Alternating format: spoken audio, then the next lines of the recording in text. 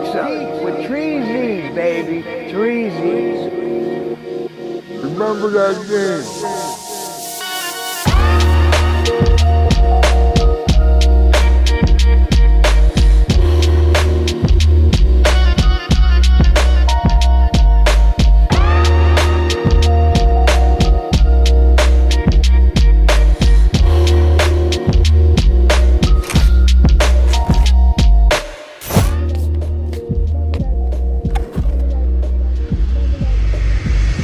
Remember that name.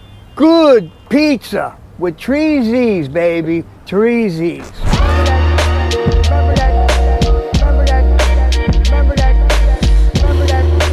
What's up, guys? Your boy JP, Good Pizza. This week we got 3 special guests in the building. Yes, ladies and gentlemen, first time we had 4 people on the show, and it was a lot of fun. Let me be honest with you. It was B Eazy, Surefire, and Elusive. We talked about the legend of GUZ. How did GUZ come to be? What the hell did C Junkie give Surefire to hit GUZ with? We don't know, but we talked about all that stuff. We talked about the Olympics, Berlin, and all the fly shit we got going on. So this one's a good one. First time party of 4 episodes. See y'all on the show. Peace, love, good pizza. We got the boys. Yes, sir. We here. We got Bobby. We got Ron. We got Jamie. And we decided, well, this is Bobby's idea, actually. This is, you know what I mean? Let's get the boys together. Let's dive into the legend of the GUZ. Oh, yeah. You know what I'm saying? And everything that came with that, and, you know, how it all started, how it came together, where it's going. You know what I'm saying? So I was super excited to hear this, and did a little digging on you. I listened to your First Smoke interview about halfway through. Didn't know a lot about you, man. That was a really good interview, by the way. I watch a lot of interviews. I do a lot of interviews. That was a good interview. Cool. You're a good interviewee. I was like, I don't even gotta fucking talk to this guy. He's gonna keep going. This is great. Actually, it's funny when Lance said the same thing afterwards. Lance was like, actually, we had done the Pheno. I did a Pheno with Zicky Guy Gardens and and your mommy or whatever. And afterwards, Lance was like, we didn't get you on for an episode, bro. Like he was like, you were doing your thing. So it was cool. You know, it's funny. Sure.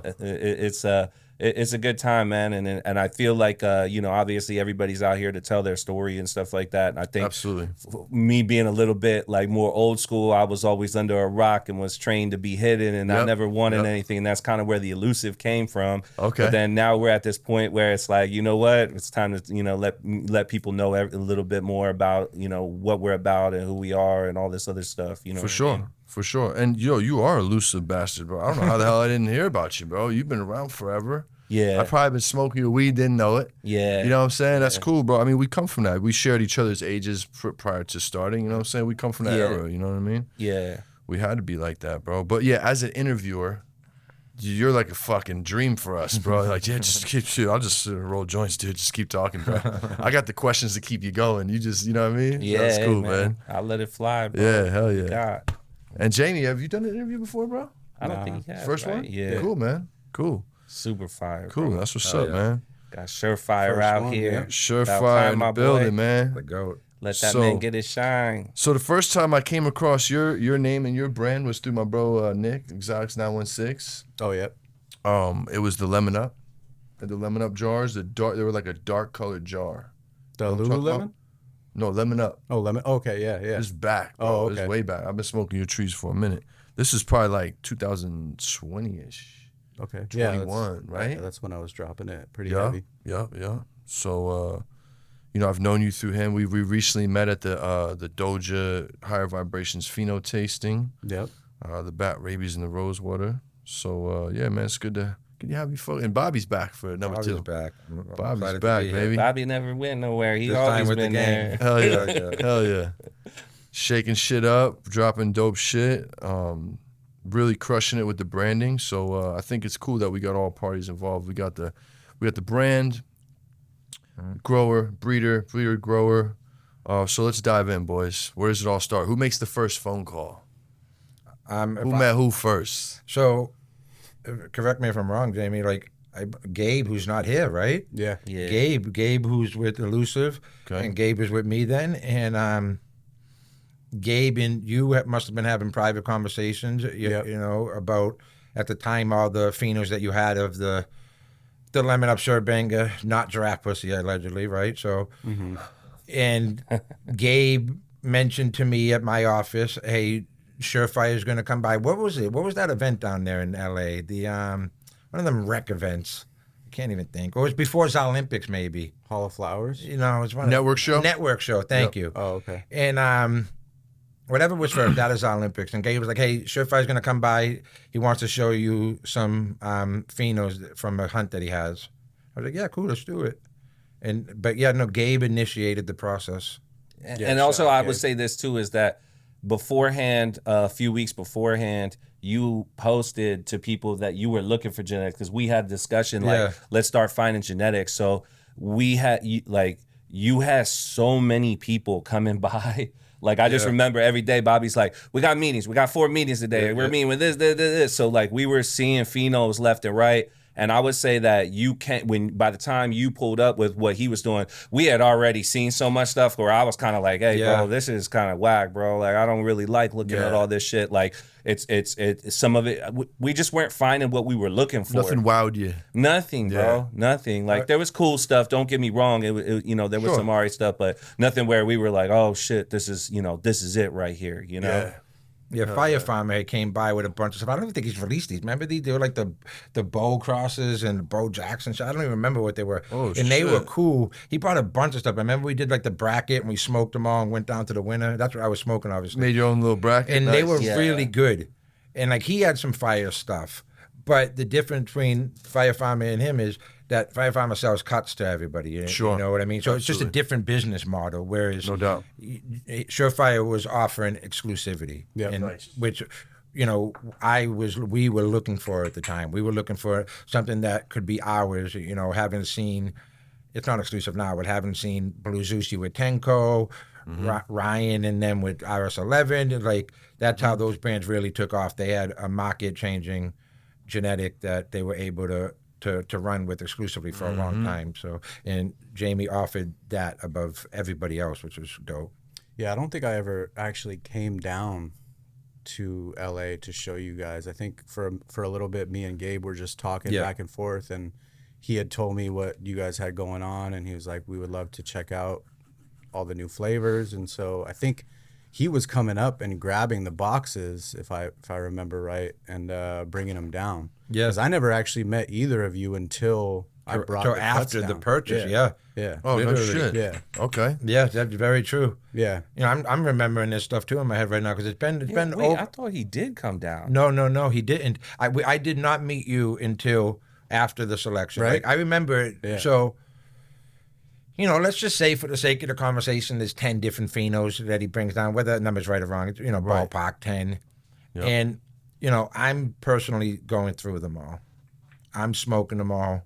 And then, you land on the 19. There were other really good ones in there. They were all like in the neighborhood, but the lemon up did dominate a few of the phenos where there is lemon terps on the internet. I mean, excuse me, on the street, on the market right now. You know what I mean? And like, I was looking for something more unique. And eventually you come to the 19 and it was like, wow, this is unique. Like, I had the lemon in it, but it wasn't the dominant trait in it. It was like a back note in it. And I enjoyed that from it.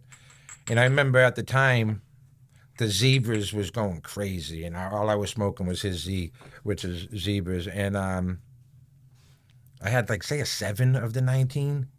And I remember, like, I took it home because, again, I was the only one who was smoking it. I didn't let anybody else smoke it. It was so good.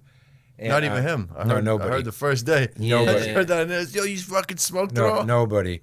And, like, I was only smoking Zebras at that time. Like, if you asked me what I was smoking, it was Zebras. That 7, every time I smoked it and I went back to Zebras, like, damn, I'm missing that 19, bro. I'm missing this shit. And, yeah, I mean, I remember all your lives back then. That was all you were smoking was the Zebras. Yeah, literally every day. Yeah. And Batman too, I think, was one of them. And that 19 came along, and it was like, people who have smoked it now and seen it, obviously it's been out there. It is unique. Even to today's market, it is very unique. It still stands out. Well, it was an outlier too. That was something that we were looking for, was something that was like, had certain characteristics that draw you in and has the familiarity, but then something that was an outlier that you're like, wait, what is this? Because I've never really smelled something like this before. Yeah. And, and obviously I tell Gabe, like, hey, I like this 19.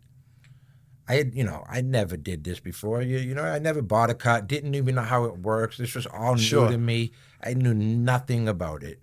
And there was a number set. I mean, everybody knows it now, 50K. And originally, Gabe called him. I don't remember what he offered, maybe 25, maybe 30.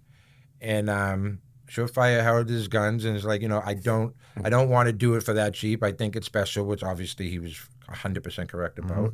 And I passed on it at first. Oh, I did pass on it at first because, again, this was all new to me. Like, I never bought this. Like, and he'll tell we were having he was against the 50. He was like, because he was like, I was like, come on, man, like 25, 30 is probably a good number. You know what I mean? He was like 50K. I was like, what? And then he was like, well, we could just split it, And I was like, no, I'm not splitting on some unproven shit that we don't even know if this shit's gonna hit or not, bro. You sound crazy right now. Yeah. So I was definitely one where I was like, man, we got to negotiate. I'm like, Gabe, call him back up, negotiate it down. You know what I mean? I was like, what are we talking about right now? And then he did all this. Hey, and he deserved it. I mean, at the end of the day, like, I didn't want to let it go, to be honest. No, you did. Well, that was one thing I remember you told me. You were like, hey, man, actually, I wanted to build my brand around this strain. Not really like build my brand around it, but I just knew that it was special and that it was something that I could like highlight as far as like branding it and stuff. And I just, it was a lot of thinking behind it when I actually made the decision. But I threw out that crazy number, like almost hoping you wouldn't take it, or accept it. So that's what I figured. It was, you threw out the number, like, I ain't taking this. If he does, some shit. Yeah, exactly. No, because, like, bro, like, the thing is, right, and I pride myself. I don't smoke anymore, obviously. Everybody knows that. Yeah. But the thing I really prided myself on back then, I smoked everybody's weed. Yeah. Like, everybody's weed. At the time, Wizardry, like, everybody. We used to spend so much money on Kush Clinic in LA on everybody. I'm a smoker, bro. I don't care if your weed's better than mine. I just want to smoke the weed. Sure. And it was better than everybody else's weed. Like, it was. Like, I'm just, and this was just the first time he ran it. Like, it wasn't, like, even dialed in. And I'm like, yo, this is better than everybody's weed.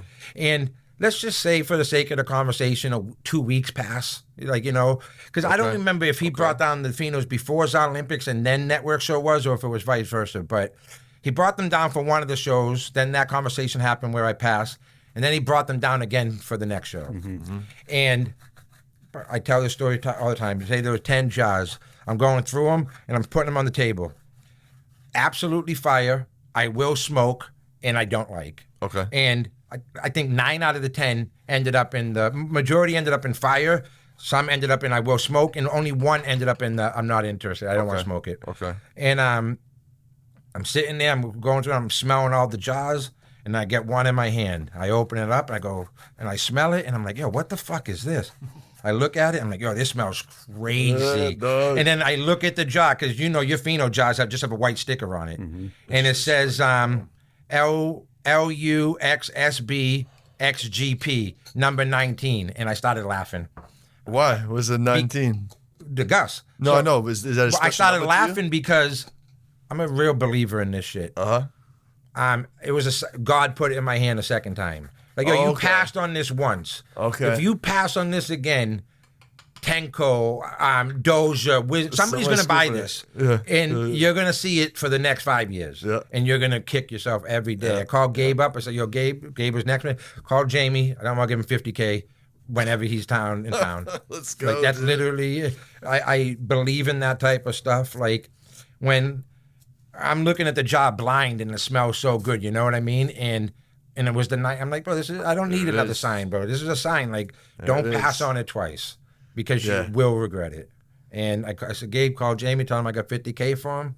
I made the fucking post on Twitter about to spend $50K in genetics. Got absolutely murdered. Flamed, bro. But, it's a special strain. Ballpark, how quick did you make that back? No, quickly. Quickly. But it's more than that. It's like, it's more than that, bro. The 50K is not nothing, but it started a relationship with Surefire that I didn't have before. That can open the door to new things. It solidified me and Elusive as having this top tier genetic and him growing the best, in my opinion, the best strain in the game. And it opened the door to so many other things for my brand, like coming from a candy brand to this, like it gave it legitimacy. Like, yo, that's B Eazy's, and like nobody has that. Like, you feel me? Yeah. Like, and it gave me legitimacy. I think it helped everybody at this table, without a doubt. Hell yeah. And that's the thing of a good relationship and a good purchase is where every party benefits.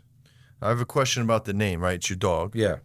Were you holding that down for the right one? No. Or was it just like, you were just sitting there smoking one day, you No. seen GUZ licking your leg, and what happened? No, everybody knows I have the zoo. It was going to be lions. That was the whole plan, the king of the jungle. I remember that. The lions. The lions. It was, obviously I market zebras differently than GUZ. Like, zebras is easy to market as a lifestyle because the stripes and shit are cool. Sure. So that's how my whole office is zebra themed, even though GUZ is the biggest strain. But it was going to be lions. I had the plan that 2025 was going to be the year of zebras. 26 would be the year of the lions, the king of the jungle. Okay. And then I think I'm just smoking it one day. And I was like, I'm naming this after my fucking dog, bro. Fuck that. GUZ deserves the strain. And that's what it was. But it was going to be lions. Lions, the king of the jungle was the whole original plan behind it. So you still have lions on layaway if you need it? I don't even know what I'll ever do with that. Right. Yeah, I don't even know. But it is. It's there. It's been saved for a reason if we find something or he comes up with some more magic, something. But That's yeah, sick, but no, bro. it was originally going to be Lions, King of the Jungle. Nice. 100%. Nice. Hell yeah. Jersey, what up? It's your boy JP, Good Pizza. Yo, everybody's been asking me, where can I get the slices in Jersey? Look no further. Peep the list. Check it out. It's right here. Pull up. Grab you a slice. Thank you for the support, Jersey. Peace, love, good pizza. We'll see y'all out there. So, Jamie, bring it to you real quick. Since you haven't done a podcast yet, let's just walk me through a little bit of your come up as a grower and some strains you work with and just kind of how you felt you got the passion for growing and got in the game.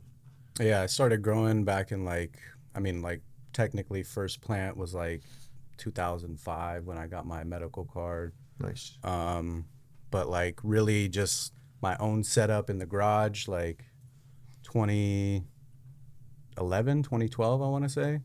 So from there just grew, and then 2017 I started the brand, and then I started breeding a couple years after that. Like after I got the Lemon Up, I linked up with Boston Roots. Okay. And he was the one who sent me the Surebanger seed. So shit. Yeah, so that kind of goes to the backstory of the GUZ, like back to its kind of conception is the Surebanger was F1 seeds. I got them and NorCal got them. Right.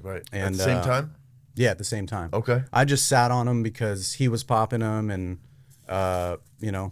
just didn't want to step on toes or whatever. Sure. But as soon as like Surebanger got out and it leaked and everything was like popping with that, I was like, you know what? I'm going to go pop these, Cool. See what I can find from them, Sure. And so we did that, and I selected a male from that line and just worked with it. At the time I had Lemon Up, so I hit it to the Lemon Up. I hit it to a bunch of other stuff, and then I hunted through those, and I found a couple I think I had like 3 females of the Lemon Up Surebanger. There was the 2, which is known as the Blueberry Lemonade from Doja. Okay. So that he has that pheno, and then the 1, which was the one that I used, was the receiver in the GUZ. So yeah, I mean, I started breeding back then and just kind of caught a bug about it and just kept going, and yeah, here we are. Tight. Yeah. When you pick a male, what exactly are you looking like? What are criteria that you're looking for? Back then, because it was like when I first started, I was just going off of the basics, like, stem rub, kind of vigor and growth. So I kind of didn't know what I was doing, but I selected a couple. So I did like 2 different males, and I only popped some of the seeds from one male. I'm still sitting on seeds that I made with the other male. So I just kind of winged it, and I had those 2. One of them ended up herming, so I had 3 phenos of the Lemon Up Surebanger. 1 was a herm, and then I had the 1 and the 2. Okay. So, I bred with the 1. It was just so when I got the GP pollen, it was kind of like out of nowhere. Like It wasn't GP pollen, bro. Yeah, it was not. So not allegedly, GP. it's not Yeah, GP. right. Allegedly. So I had got that pollen when I was in the middle of a breeding project already. So Okay. When did you get that pollen? this was probably like end of 2023, I want to say. Wow. Oh, We're wow. holding on to it for that long. No, because as soon as I got it, I used it because I was already in the middle of a breeding project, and So you held on to the seed before you popped them for a while. No. As soon as the seeds were done, I popped them. Oh, okay. So it was like end of 2023. I got it and immediately used the pollen, and then I just went all in on the GP. Fire. You know, I was already in the middle of another project. I had made some hybrids with what I'm hunting through now, actually, Sour D BX3 and a couple other ones, but I think it was just the timing. I just wanted to get it, use it, get the seeds, and then hunt them. So I had dedicated my whole 12 light space to hunting the GP hybrids. And that was when I was working with Doja. And, you know, that was kind of the whole point behind the hunt, was to find something that he might like to run with and, you know, go from there. So, and I was just hoping that it was going to be fire. So I had my doubts that, you know, because I usually only work with my own stuff. Up until that point, I had made seeds and made hybrids and stuff, and it was just all stuff that I made myself. Yeah. So I was kind of like hesitant to take something in from somebody else and use it, but I figured, you know, hey, it's coming from one of the most legitimate sources that it could come from, so why not? For sure. So yeah, I hunted, dedicated my whole room to that hunt, and yeah, bro, I was just went all in on it. Why do you think he did the old switcheroo on you? Ah, man, I don't even know, bro. I don't know. I can't. Can't call it? I can't put myself in other people's shoes. For sure. For sure. I don't know. You know, I have a theory on that. Not to talk bad about anybody, but like. But it happened, and he admitted it happened. Like, so, like, I have way different perspective than him, obviously. Like, he's a breeder. He has to know the genetics, and I, of course, like, you know what I mean? Whereas I don't have that relationship with it because, to me, I bought one strain as long as it's fucking fire. Like, it doesn't change my perspective. No doubt. But I believe that he put that information out there, which, first, let me start with it just makes him look bad, like, above all. It makes him look bad. I didn't think it was a good look. It, like, in no way does it make him look good. And, but whatever, that's neither here nor there. Right. But my personal thing is that he wanted, because he replied it to me under that original post that, you know, I'm responsible for 75% of GUZ. And to be honest with you, I think that was his motive. Okay. Just to include himself in GUZ. You know, GUZ obviously has this hype right now, and it has a big place in the market. And I think that was his ego tying himself into it, you know, like in his mind, that he just felt like he needed to say it publicly. Mm-hmm. And but, you know, again, I don't think it makes him look good personally because it just opens up the door to people not trusting you now. No doubt. And but yeah, I do believe that, just because the way he replied it to me in that original post was that whether you like it or not, I'm responsible for 75% of GUZ. And I just think that was his way to tie himself into the strain.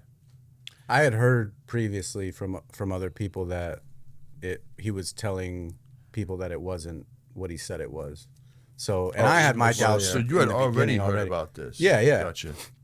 So I was just like, at that point, I was just crossing my fingers, you know, like we get to like mid-flower on all these phenos, and I'm just like, just give me something, you know, like.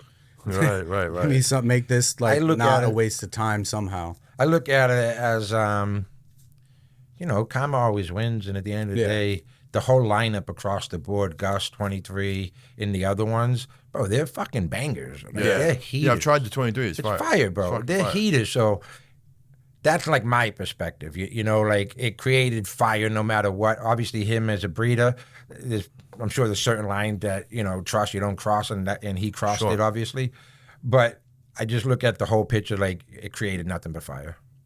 I wonder what it is, though. You know, maybe I don't think it matters. Obviously, no, it don't. It doesn't matter. It just adds. Does it really? It adds to the lore. It's like, what the fuck is blue sushi? Nobody knows. Everybody has an opinion. I'd rather not know, dude. Yeah. Right, but Kinda. but again, it never mattered. It just adds to the lore. It's another story that can be told about the strain. Yeah, that's kind of where I left off with it. I was like, well, you know what? I thought about it for a little. I was like, yeah, that's kind of fucked up. But then I was like, well, whatever the fuck he gave him, it made a fucking jewel of a strain. Yeah. And you know can't really replicate it now because you don't even know what's in it. Who's gonna do that work? You know? Yeah. Well, not only that, it's like nobody. It's you know, the lemon up Surebanger. Well, nobody has your Surebanger. Yeah, I mean, you could reverse because I traded him the lemon up for the GP cut and the GP pollen. So in my mind, I'm like, what does he have? So you have the cut of the pollen, or you don't know if the pollen is the same as the cut? The cut was real. The cut was the real GP cut. Right. And he gave me what was supposed to be GP pollen. So I was just like, Yeah. you know, I verified that the cut was real. Yeah, so yeah, I'm yeah. like, why would he give me the real cut, but not the Probably real fucking pollen? is giraffe pussy, bro. Who knows? Who knows? But again, it's whatever. But I love it because it makes this type of talk, you know? And that was, honestly, that was ultimately one of the reasons why I decided to sell the cut too, was because it's technically not really my work. I guess half of it is my work, Sure. with Right. the lemon up Surebanger, but then it wasn't my pollen. So like I said, all of this came kind of out of nowhere, this whole opportunity to make these seeds. And so as soon as I got the pollen, I used it. As soon as the seeds were ready, I hunted them. And so in my mind, I'm just like, this is all kind of like a bonus for me. You know, Yeah. like I didn't expect to get this pollen. I didn't expect to do this project, but for me, it's like timing, you know, like being that I was working with Doja, and obviously he's partly responsible for the giraffe. I'm like, okay, well, what can we cook up here, you know? And so I made a bunch of, I want to say there was probably like 14 different hybrids that I made. And the way I do it, you know, being that I only have 12 lights, I'm like, okay, I'm going to pop a little bit of this, a little bit of that. But the Lemon Up Surebanger giraffe was one of the ones that I had the most phenos of. So, and that was one of the most consistent by far. Like those. Like I remember I remember the 5 off the top of my head. Yeah. Like there was some cool stuff in there, like across the board. Like they were all terpy. It was just a matter of what you're looking for. But like they all were fucking terped out and smoking.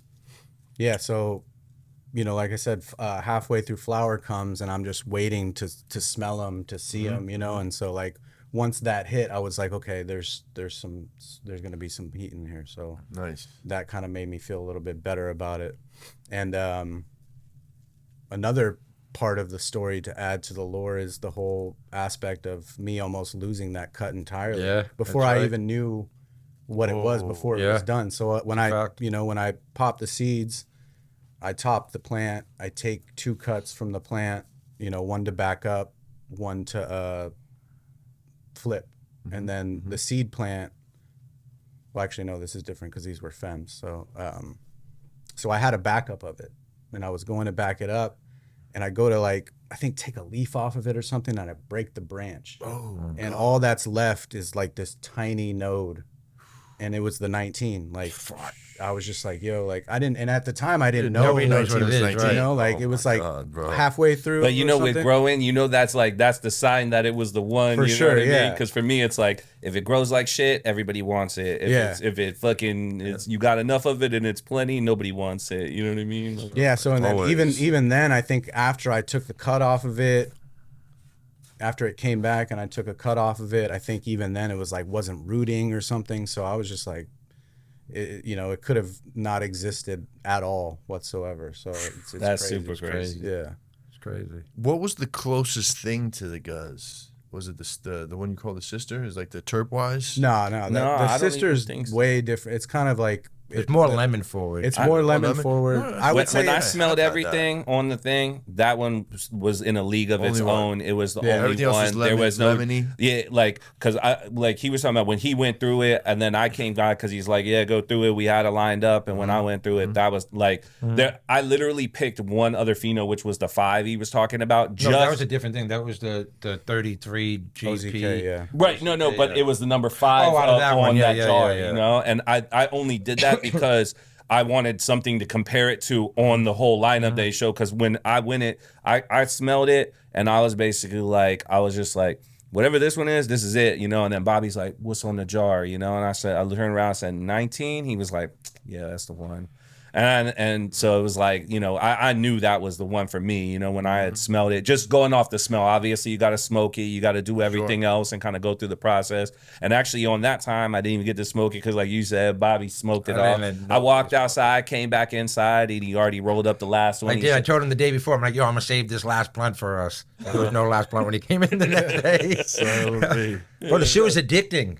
Yeah. Like, it was really addicting. Like, it was, bro. Like, it is. I wish I could smoke it still. It was fucking... It was one of the last things you smoked, right? Yeah, I thought I was dying. Yeah. It is the last thing I smoked. The GUZ is absolutely the last thing I smoked. Yeah, that's the one that... The first batch that ever came down. That was the one that retired him. GUZ sent me no time. The first batch that ever came down. I was flying to Miami in the morning because I had an event. Man, that shit and he called me like, bro, I just took it down. This shit's so fire. No, and they had just trimmed it. Trimmed it. It was pristine, I said, bro, you want me to bring it right now? It's fresh, but I'm telling you, it's crazy. And I hadn't smoked in 30 days up until that point. He's like, I was already dying. Pull up to my house. So I drive up to his house. We break it. And like, you know, I'm like, bye, wait till you see this. Wait till, please just open the back. We opened the back. He was like, oh, what the... And then he was like picking through it. He was like, you know, you could see, it was literally like watching somebody in love for the first time again. You know, right. The look on his face, he rolls it up. All right, I'm going to roll it up. He rolls it up. And then, I was like, yo, I'm taking 5 hits. I hadn't smoked in 30 days. And I take 5 hits. And like, I'm cool at first. Bro, I thought I was dying. Yeah. And like, it's me and him in my garage. And he's still smoking the blunt. And bro, he's talking. I think I'm on crack in my garage, bro. Like, I'm sitting here, I'm like, I'm saying in my head, I'm like, yo, am I acting normal right now? Am I blinking? Am I breathing right? Yeah. And then like after like what felt like 5 minutes was probably 2 minutes in reality, I'm like, yo, Ron, dog, I don't think I'm doing too good over here. He's like, nah, what you mean? I was like, bro, I think I'm dying right now. He's like, what, bro? I start getting up and I start pacing. I got a rose bush outside my house. I would take 10 steps to the rose bush, smell the roses, literally 10 steps away, 10 steps back, smelled. I had to like find reality almost. I had to find myself. It was like crazy. And I'm like, bro, Ron, I got to go upstairs, bro. I got to go upstairs. And he went home, bro. And I remember I just fucking laid next to my wife and like went crazy in my head. Yeah, and I was driving home thinking I just killed Bobby. I was like, yo, it's crazy. All right, a couple things here. While I'm listening to this story, few elements that probably definitely fucked you up. So you're a tobacco smoker naturally because you smoke blunts, right? Yeah. You take off of tobacco for 30 days. No. I can't smoke blunts because of the tobacco and the nicotine. It makes me dizzy. It gets my stomach weird. It gets me a little off. Yeah. I mean, when I had Ted on last week, he's eating them fucking Zens, those little fucking Zens. And he's like bigging this shit up. Like, dog, this shit is crazy, bro. Tell me all these benefits to it. I'm like, well, give me one of these fucking things then. Why do I do that? I've never done this before. And you were fucked up. Bro, I was sweating. I almost threw up. I said, I almost fucking threw up, bro. Wait, what's a Zen? It's a little nicotine pouch, yeah. bro. Oh, like okay. that shit right there you left in my ashtray. Yeah, okay. Word. Bro, what made you want to take that just to try? Ted he's was like, gassing bro, him. he gassed the shit out of me, bro. I quit cigarettes fucking 14 years ago. And he gassed me, bro. He's like, yo, it's going to give you mad energy and focus. I'm like, well, that sounds good. Let's do that.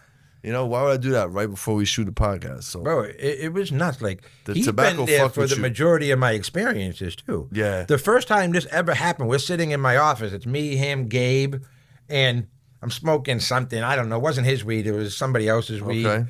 And I finished the whole blunt, you know, because I don't pass. I never passed joints back then. So they're smoking their own and I'm smoking mine. And like, I'm sitting in the chair and I feel my heart literally sink. And I'm like, whoa, what was that? And I say it quietly in my head, you know, I'm a guy. I'm not going to say it out loud and look weak. And I feel I'm like, whoa, what was that? Yeah. And then I'm sitting there now, I'm like, damn, am I okay? Like, am I having a heart attack type of vibe? Yeah. And I try to fight it, and it doesn't. Then I finally say out loud, the guys are like, I don't feel good, like something's going on. And they all brought me to the emergency room. All of them. The whole gang showed up. Hector, him, and Gabe. Bro. And that's fun. Whatever. Like, and then I go back, because, you know, they run all the EKGs, everything is good. There's no issues, whatever. Sure. And I go back. I smoke like normal for a whole week. Smoke like normal, a whole entire week. No shit. A week to the day, it happened again. But it wasn't intense. Like, my heart sank, and I wasn't scared because I knew what it was. I knew I was physically okay. For sure. So I just tell my Hector, my guy, and I'm like, bro, I don't feel good. Let's take a walk around you know, 'cause my old office was next to first smoke of the day. Sure. I'm like, let's just walk around the community over there and get some fresh air. It goes away. The next morning, bro, I'm driving to Equinox in fucking Studio City. I'm smoking the zebras in the car. Halfway through the blunt, I feel it. Oh no. I'm like, but I'm still cool, like, because I know nothing's physically wrong. I'm like, all right, I'm cool. I think, I'm supposed to call my primary care to do a follow-up. I go, now would be a good time. I get on the phone. It would be. When I tell you, I was sitting up in my chair driving like this. I thought my heart was going to explode. Like, if 10, I thought I was holding it into my hand. I'm on the phone with the nurse. Guy, like, I'm at this gas station on Coldwater Canyon. I think I'm fucking dying. Sending him, and I'm outside. Like, I thought I was holding my heart in my hand. It was terrifying beyond words. I didn't smoke for 30 days until the GUZ, and then it happened with the GUZ, and I haven't smoked since. That was, if I'm not mistaken, what's in September? Labor Day? Labor Day, yeah. Yeah, I haven't smoked since the day before Labor Day. Okay, well, that might kill my theory, because I was also going to say that when you smoke weed really fresh, it has way more psychoactive effects, bro, because more of the terpenes haven't been able to dissipate, you know what I'm saying? So you're catching different terps and things that are still present. The haters out there, but maybe not. Like, oh, you're smoking premature weed, blah, blah, blah. It's like, bro, listen, the first 2 times was living soil, flower from a totally different grower, and the last 2 times were him. They're totally different on the spectrum, like, you know. For sure. I'm a big ChatGPT guy and reading it, and then I had a homie that we all know at the table. I won't say his name a lot because I don't know if he wants it out there, but he was going through it last year in Berlin, bad. Whoa. And I wasn't at the time, and we were sitting at a big dinner, and he was next to me, and I was giving him advice, and he's like, bro, because he knows I'm in therapy. He's like, bro, how do you deal? And I gave him some advice. I'm like, bro, first of all, don't be afraid to talk about it, blah, blah, blah. Yeah. And he was able to fight through it. He just smoked until it got normal again. Wow. And like, you know, ChatGPT is like, this is a fight or flight right now. Your body's in fight or flight when you smoke. Like, you can fight it, but your body right now is in flight. For whatever reason, it's kicking. Gotcha. I mean, I'm doing this, I'm 43 years old at the time. I'm smoking, bro, people know me. I smoke a zip a day. Like, I'm like what you're doing now. Like, while I'm smoking it, I'm already rolling the next one. Once this is out, the next one's being lit, back to back to back all day. Yeah. And, Joe, it just changed. It just clicked. For whatever happened, I have no idea. But it clicked in one night. It changed forever. No idea why. What's up, guys? This episode is brought to you by Mills Nutrients, introducing their new Mills Salad line. Mills Salads is a dry, mineral-based nutrient system designed for growers who want precision and consistency in every feed. It's highly concentrated, easy to measure, and built to mix clean, giving you full control from veg to flour. Same trusted Mills quality, just in a more efficient, streamlined format. From liquid to legacy to salad performance, built for growers who don't cut corners. Tap in with Mills Salads and level up your grow. As you already know, Mills pays the bills. We'll see y'all back on the show. I don't know. I would love to know. I would love to know why, so I could adjust it, but I don't know. Yeah. It's crazy, bro. Getting old's a weird thing, man. It's a fucking weird thing, It's a fucking bro. weird thing. It's trippy. It's a weird thing. Don't get old, kids. Try your best not to. But yeah, bro, it's Fuck, nuts. man. It's like, you know, it's crazy. So, bunch. How old are you, Jamie? If you care to share. 39. 39. Okay, so we're all bro. floating. We're all floating up there, man. So what are we doing? What are we doing for our health, fellas? Let's give these little young fuckers something to look forward to. What do we have to do to maintain and optimize our bodies? Stay hydrated. Stay hydrated, drink water. Peptides. I was gonna say, who's on the Not peptides? me. Who's I on the would love test? to. I can't because my kidney, but I would love to. No, honestly, bro, for me, I'm going to tell you 2 things. Number one, I wake up, like we spoke about earlier, I go to the gym 6 days a week, if not 7 days a week. Nice. I just lift. I don't do like crazy cardio. Sure. 2 things that help me. Number one, I do a steam room for 15 to 20 minutes, 5-6 days a week. Okay. It's the best thing. Like, it clears your mind. It helps your blood flow, so on and so forth. Number one, by far, without a doubt, that's my camera? Yep. Without a doubt, number one, by far, I do therapy. I don't give a fuck. Physical health, all this, I do mental health, bro. Yeah. I'm fucked up. We're all fucked up. Yeah. Mental health, all the shit. Everybody here at this table has so much weight on their shoulders. First of all, as a man, you have weight on your shoulders. Mm-hmm. As the business that we're in, we have weight on our shoulders. The stress, the want to succeed and be great in this industry is stress and pressure. Parent? Yeah, being a parent, like, I go to therapy. I go to therapy twice a week now because I do couples with my wife and I do my own personal therapy that I've been in, and it's helped me tremendously. Now, couples therapy with your wife, right? Is that because you guys hit some turmoil, or are you just trying to stay ahead of the curve and just keep to this stay healthy? ahead of it, bro. Like That's great fucking just advice. to stay ahead of it. You know, really, just to stay ahead of it. Like That's great advice. I am a huge believer in therapy. Preventive maintenance. Preventive maintenance. That's what my therapist. That's what she Real fucking talk. says. The ladies, she fucking says that preventive. But it's like good, bro. Like, you know, every relationship has small issues, but like when you can say it to each other. It's like I'm telling you my side, then you're just responding with your side. But when you have a mediator in the room, things get clear because they're professionals. They can break it down, and then you hear each other's better. But no, but I am just an advocate for therapy in general. It's helped me so much in life. People think I'm a loose cannon still, but imagine 5 years ago. Like, no, it's helped me. I'm a big believer in therapy. There's so much pressure, but we have so much pressure. How can I release all this pressure? I get to talk to somebody once a week for an hour, and you don't get judged. No doubt. You feel me? I can tell them where I fucked up, where I didn't fuck up, who fucked up around me. I can talk shit about somebody if I want for an hour. Yeah. And it's fucking great. It's fucking great. It's great. It, you know, and you walk out like, and it's great. You do in person or over the phone? Bro, for the first 3 years it was on the phone, and I didn't realize how close she was to my gym. She's fucking 8 minutes away. Yeah. And now I go in person, and it's even better. Yeah. It's even, and bro, she's my age. She's fucking cool. And the counselor one, same thing. They're both my age. They're both women. They're both cool as shit. Cool. Like, they're fucking cool, which I like it. You know, I feel like my personal therapist, bro, like, I just talk so much shit. And, like, I couldn't imagine the things nuts. that this fucking woman has to hear. You mean you can't imagine? Just go on his Twitter page. No, that's what I'm just saying. Imagine that But you I'm talk trying to be somebody better on instead. Twitter. Like, yo, I've changed in the last month. I've changed. I can't imagine. But yeah, bro, no, listen, like, That's good, mental bro. health, because at the end of the day, like, we're men. And we were taught growing up to keep that shit to yourself. Yeah. You know, I was, Lord knows everybody here was. And like, Yeah. it's okay to talk about it, bro. It will help you. It will help you live longer. If I'm not mistaken, the number one cause to death in men is stress-induced heart attacks. Bro, I'm trying to let this shit out. You feel me? I know you're a big cardio guy. I wish I was a big cardio guy. You know, all that shit, but you got to take care of your heart above all, physically and mentally. Yeah. The blood flowing. Yeah. For sure. Yeah, you know, it's big. What you got, big fella? Yeah, I mean, I just recently just started doing cardio and stuff like that. Just getting back into the gym. I used to go to the gym like 2 times a day a long time ago, you know? Sure. And I like, you know, it's just tough trying to find a balance. And I think that's one of the keys is just trying to find balance in your life, you know, because you have to balance so many things, you know? Like he said, being a parent, and then it's like you got to find time for your health, and then you know I'm a parent to plants too, so then I have to spend the time with the business, and then you know you're running around. But I think balance is key. You know, you have to have a balance, and then obviously, like you know, I do think that obviously, like because even I, you know, like he said, the stress is unbelievable that we go through because there's so many ups and downs. And just trying to be able to like, you know, cope with that and do things that'll help you. You know, I was, you know, I've had, after he started having some issues with the stuff and then he was telling me everything that was going on, then it just started like, I'm like, this is what he was talking about. Now it's happening to me too. It's like contagious or some shit, you know?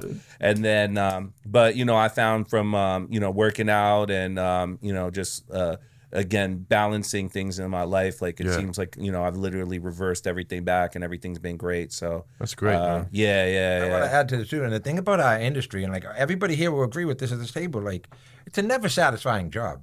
No. You are always striving for you're striving for the next big thing. You're striving to have the best flower. Like even it's already the best to me, but like fuck it ain't the best. I need it to be better. Me, same thing. It's like I want to be the biggest brand. Like what does that even fucking mean? Right. Like what does that even mean? And to who? It's a never-ending loophole. So it's like it's not like the stress goes away. Yeah. It's never gonna go away, especially when you demand excellence and greatness. So it's like, how do you manage that? Like, there's only 24 hours in the day. Like, I don't know how you run your life personally. Me and him, as close as we have totally different schedules. Like, this guy's a mover and a fucking groover. You feel me? Whereas I wake up early, I go to the gym, I'm home 4 p.m. every day. I don't go out after that unless it's with my family. Nothing. You're not meeting me after 4 for nothing. It's off. We're done. Yeah. And like, Good for you. But that's how I found that I can manage my stress. Like, you know, when I was getting the brand going to the point it is now, I was available all day.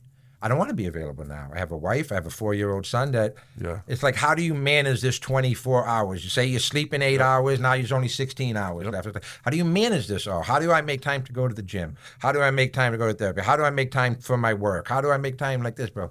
It's really about management. And it's not easy to do by any means. And like travel, throw a fucking ringer in it. Like, oh, I got to go to Miami this week. Oh, I got to go to New York or fucking Germany or wherever. It's like, it's hard to have permanent routines, and you have to do the best, bro. Like, we're older. Like, we're all getting older here. Even for the younger kids, eventually you're going to be 44, you know, God willing.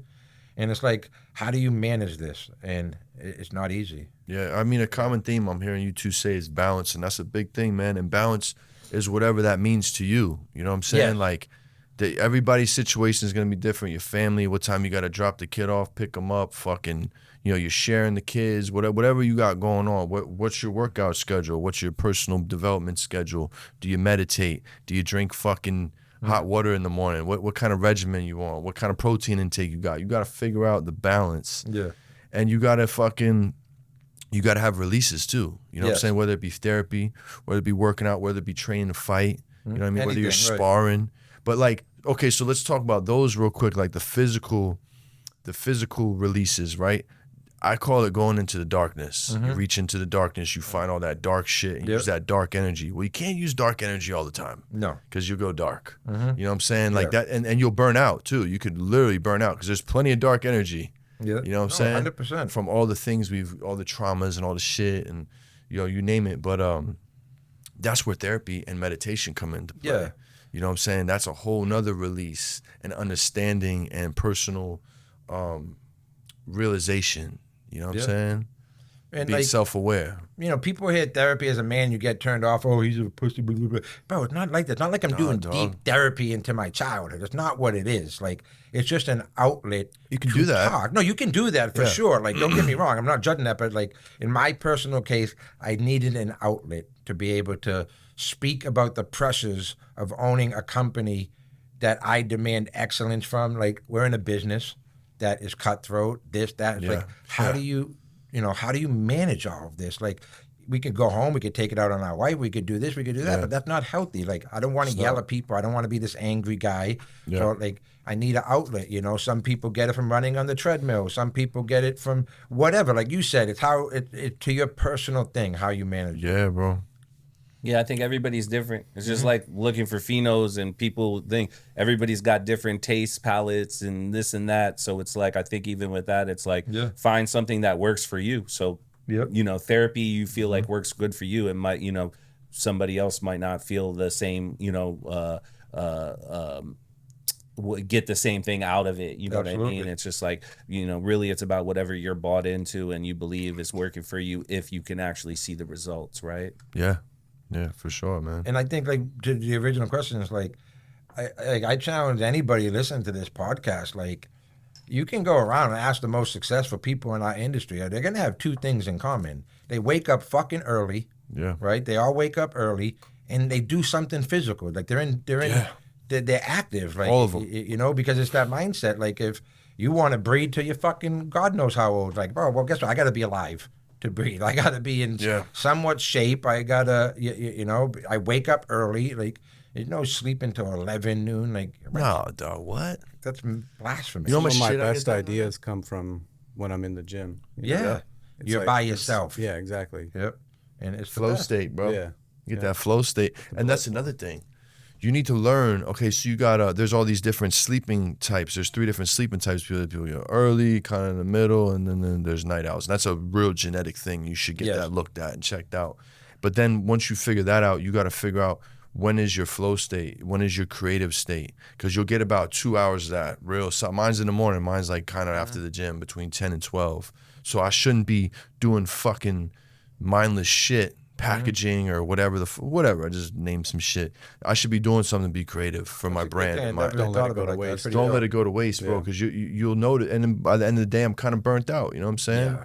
And my brain has been used all day, so I'm gonna do some whatever. I'll edit a podcast later in the day, so I can just watch the podcast, pull the timestamps. I can smoke and do that. You know what I mean? So you should know that too. To that's good. I never even heard optimize that. your I day. thought of that. That is a good thing. Gotta pay attention to You that. guys need to nerd out on sleep science, bro.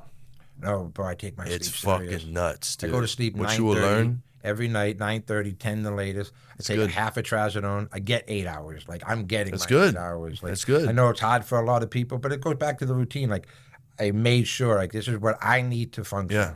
You know, I need to function or I'm just not myself. You know, sleep yeah. is important. Hell yeah. Jamie, what you got? What keeps you looking so young, son? For You looking like you're 30, kid. I do a lot of cardio, Nice. do a lot of working out. Yeah. Good. Stay hydrated, try and Hell eat yeah. good, organic, you know. For sure. I think just like plants, you know, you get out what you put in. Yeah, and, absolutely. Yeah. You know, I think food is big, you know, like Definitely. not eating processed foods and, Yeah. you know, to each their own, you know, but I feel like that has a big part to do with in how I feel, how I look, you know, No doubt. but yeah, Good I for love you, man. cardio. Good for you. I It's wish I fucking could great. get Yeah, I that know. I'm cardio. fucking, Wish. Jesus Christ. I like to walk, but you'd be running. Yeah. Like, it's free. I do too. I do weighted, so Oh, like really? I do heavy Fucking incline and weighted, all that Yeah, stuff. you're so- free, good, bro. bro. You feel Yeah. free running like that. I Yeah. bet. Yeah, I feel like that's you know when the blood's flowing, Yeah. like my ideas get going, and sometimes I'll listen to music, sometimes I'll listen to podcasts, or Yeah. you know, That's just try cool. and use that. And I feel like my flow state comes from like after I work out because you just have that energy, your blood's flowing, and Endorphins everything. are flowing, Yeah. et cetera, et cetera. Yeah. But right now with my schedule, bro, with the baby and the kid, it's like my sleep's all messed up, and so sometimes I'm working out early in the morning, sometimes I'm working out late at night. So right now it's like late at night is when I can get stuff done, you know, because everybody's asleep. Sure. Get my workout done and kind of just go through everything, and yeah, Just get it done, man. yeah. Hell yeah. That's good shit, man. Good shit. I'm happy to hear you guys are taking care of yourselves. You have to. You definitely have to. And you're in a good place for good food, man. Yeah, You know what I yeah, mean? it's a blessing.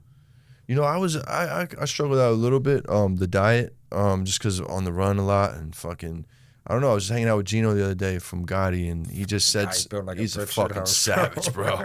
But yo, he said something to me. It was so like simple and profound at the same time. He's like, "Yo, bro, just focus on eating whole foods." And I thought to myself, I was like, "What the fuck's a whole food?" I've heard this word forever. I'm fucking 42. And I don't know what is a whole food. He's like, "Oh, you know, just like a fucking piece of meat, fucking on a potato, or a fucking chicken and a broccoli." I'm like, "Oh, that's fucking easy." And it just always switches. So I'll go out. I was like, let's have some fucking meat. Let's have a veggie and try to stay away from fried shit. The fucking sweet Yeah. tooth kills me, bro. Sweet tooth is murderous, bro. Brutal. I thought it was bad when I smoked. Got worse when I got older. Fucking bad. Yeah, it's bad.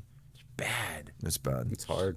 The sweet tooth, brutal. If I could cut the sweets, I might have a 6-pack, but I just can't. Well, dog, you go out to eat, bro, and it's No, like we you already do. took in 2,000 calories on the steak and potatoes. Right, yeah. But you know that fucking dessert's like another 2 bands. Man, And it's so Crazy. good. You know what I'm saying? it's crazy. Yeah, no, big foodie. Even after stopping smoking. Yeah. Yeah. Lately, the last 2 weeks has been a kick. Yeah. I'm ordering fucking ube churro donuts to the crib. Oh, you wild boy. You wild boy. Cupcakes, cake. What the fuck, bro?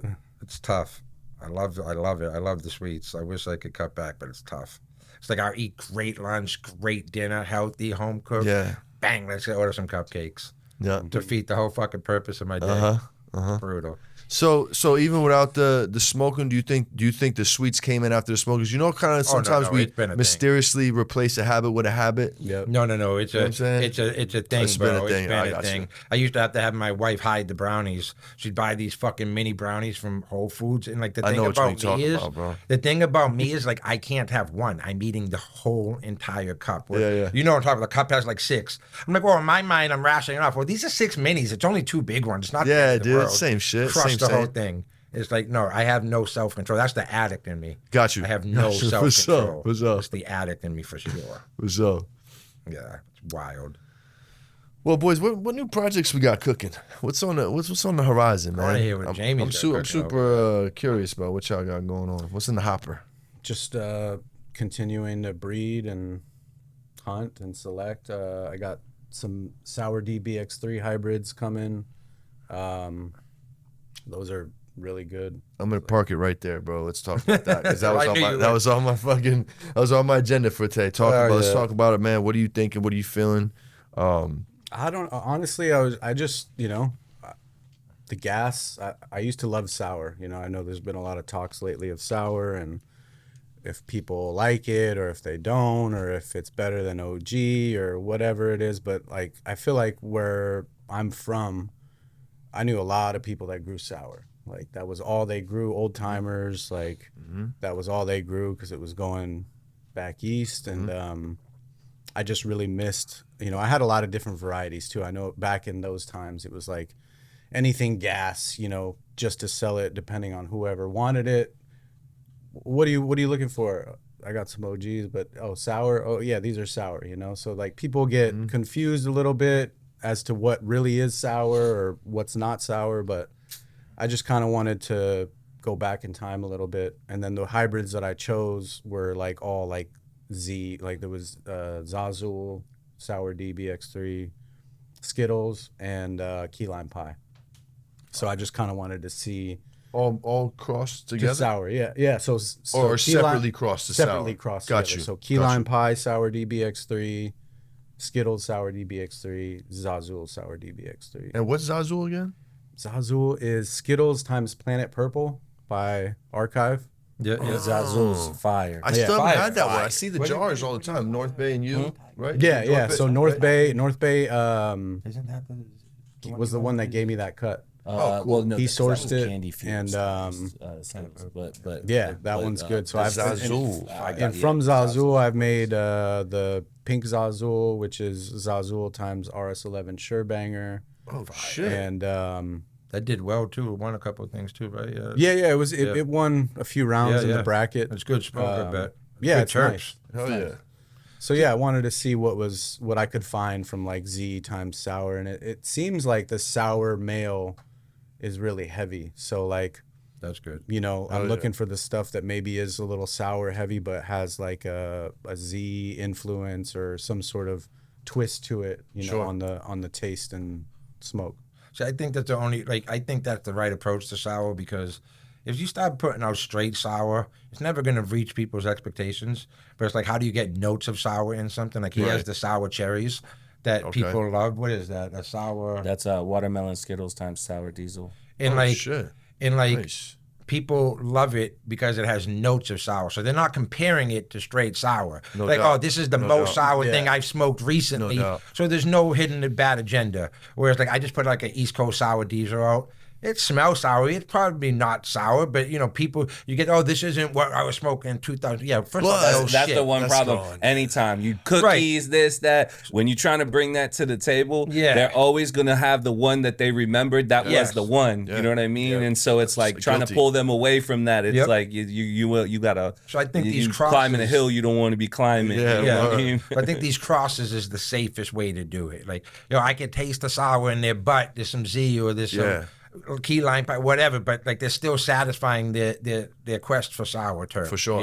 Whereas, For sure. And you're not going to get the critique that you're going to get if you that just ain't fucking put the straight sour out there. No, this ain't it. Like, no shit. But it also reminds me a little bit. You know what I'm it's saying? like it's enough to satisfy the memory. And it's also the mind fuck. It's like, you're trying to sell me the sour I grew up on, bro. That's not fucking it. Yeah. It's kind of in there. But if I sell it to you as what was crossed, I'm like, yeah, it is kind of in there, man. Yeah. You didn't lie to me. Taste the sour. You didn't lie to Taste me. the All right. sour. and it's enough to satisfy them without the critique. You know who's got a cool one? Green Dog's got some shit called Sour Dog. It's Sour D BX3 times Motor Birth 15 F3. Oh, that sounds fantastic. Fucking fire. Great. It's fucking goddamn. It's just got. So you know how it's got fantastic. it's got like 80-90% of it, but missing something. It just doesn't have like the super burnt rubber gas that smelled across the room, but it's got everything else. It's got like that sour, cushy fucking. Motor Birth is great. God damn. Yeah, same. I think sour crosses though is the way. Yeah, that's another one that's good for sure. From everything from picking up when you go around and talk to people, sour is a big one for sure. So I mean, I think you're in sours, and I think a lot of people really resonate towards a lot of the fruity stuff right now too. Definitely. Yo, fruits are coming. Who the fuck saw fruits coming back? Yeah, I did. How bro. is That's why I Gelnade was still banking on fucking that kicking shit. ass? What the fuck, dude? No, for sure.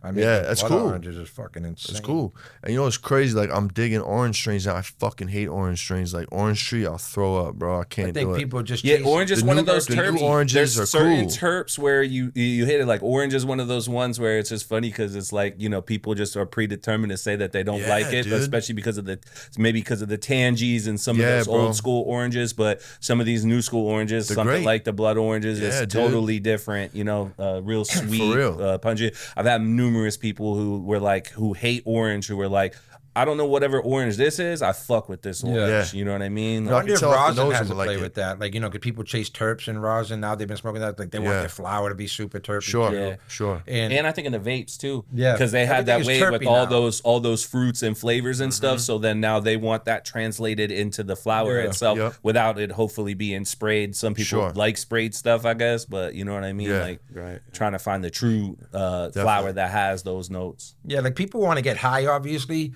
But I'm not sure it's the number one thing. Like connoisseurs are chase. I'm not talking the other 99%. I'm talking the terp chasers.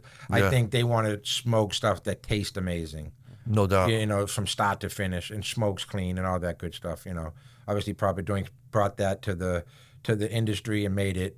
You know, they shine light on that, and I think people chase that now. People are catching on. A lot more people are catching on. Yeah, especially like.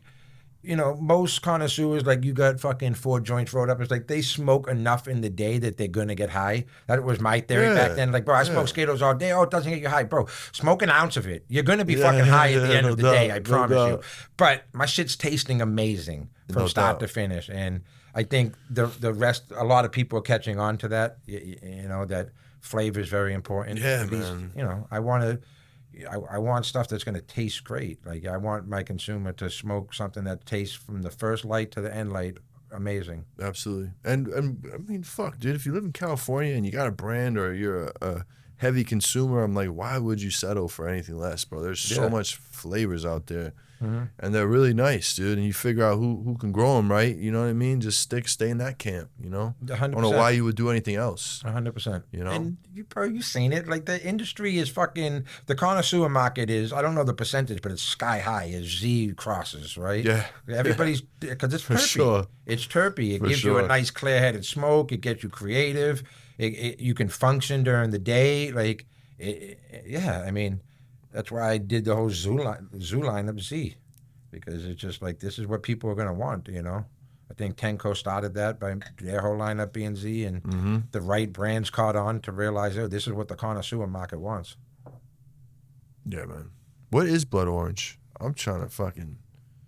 It's unless that's undisclosed, then we can. No. It's it's interesting because it's from it's a Zamosa. I think Symbiotic created the seeds. Zamosa? Yeah. So it's your selection? Yeah. So that was one thing that was kind of interesting. I think, again, that was one of those things with all this stuff that goes on, because, there's like other brands that have that, like, and they run it as a certain thing. But I was told that this Pheno was different from the other ones. And I think from what I've seen, it is a little bit different. It's different than Joe's. Yeah. And that's what I'm saying. Yeah. So, I mean, when I saw it, I was just like, oh man, I was like, this thing's fucking, that was might have been my favorite strain for probably about like at least 6 months, with all the stuff that we have flowing around. Nice, dude. Yeah. I think the Zamosa was the one that brought me back into the fold. I'm like, oh, I don't know about this one. But Joe sent me a sample. I'm like, this fucking thing's blowing. Was that Omakase Jesus Christ. For me back in the day? See, I never got into that. I know what you're talking about. If I'm not mistaken, it's Balls GUZ that just won. That shit. Okay. The one we were trying to figure out what it smells like. That's what it smells like. It smells like the Omakase, the coarse one. That's what it smells like. That shit had,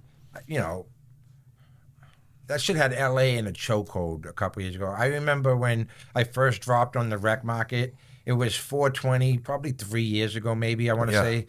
And we go global. We did a little event over there.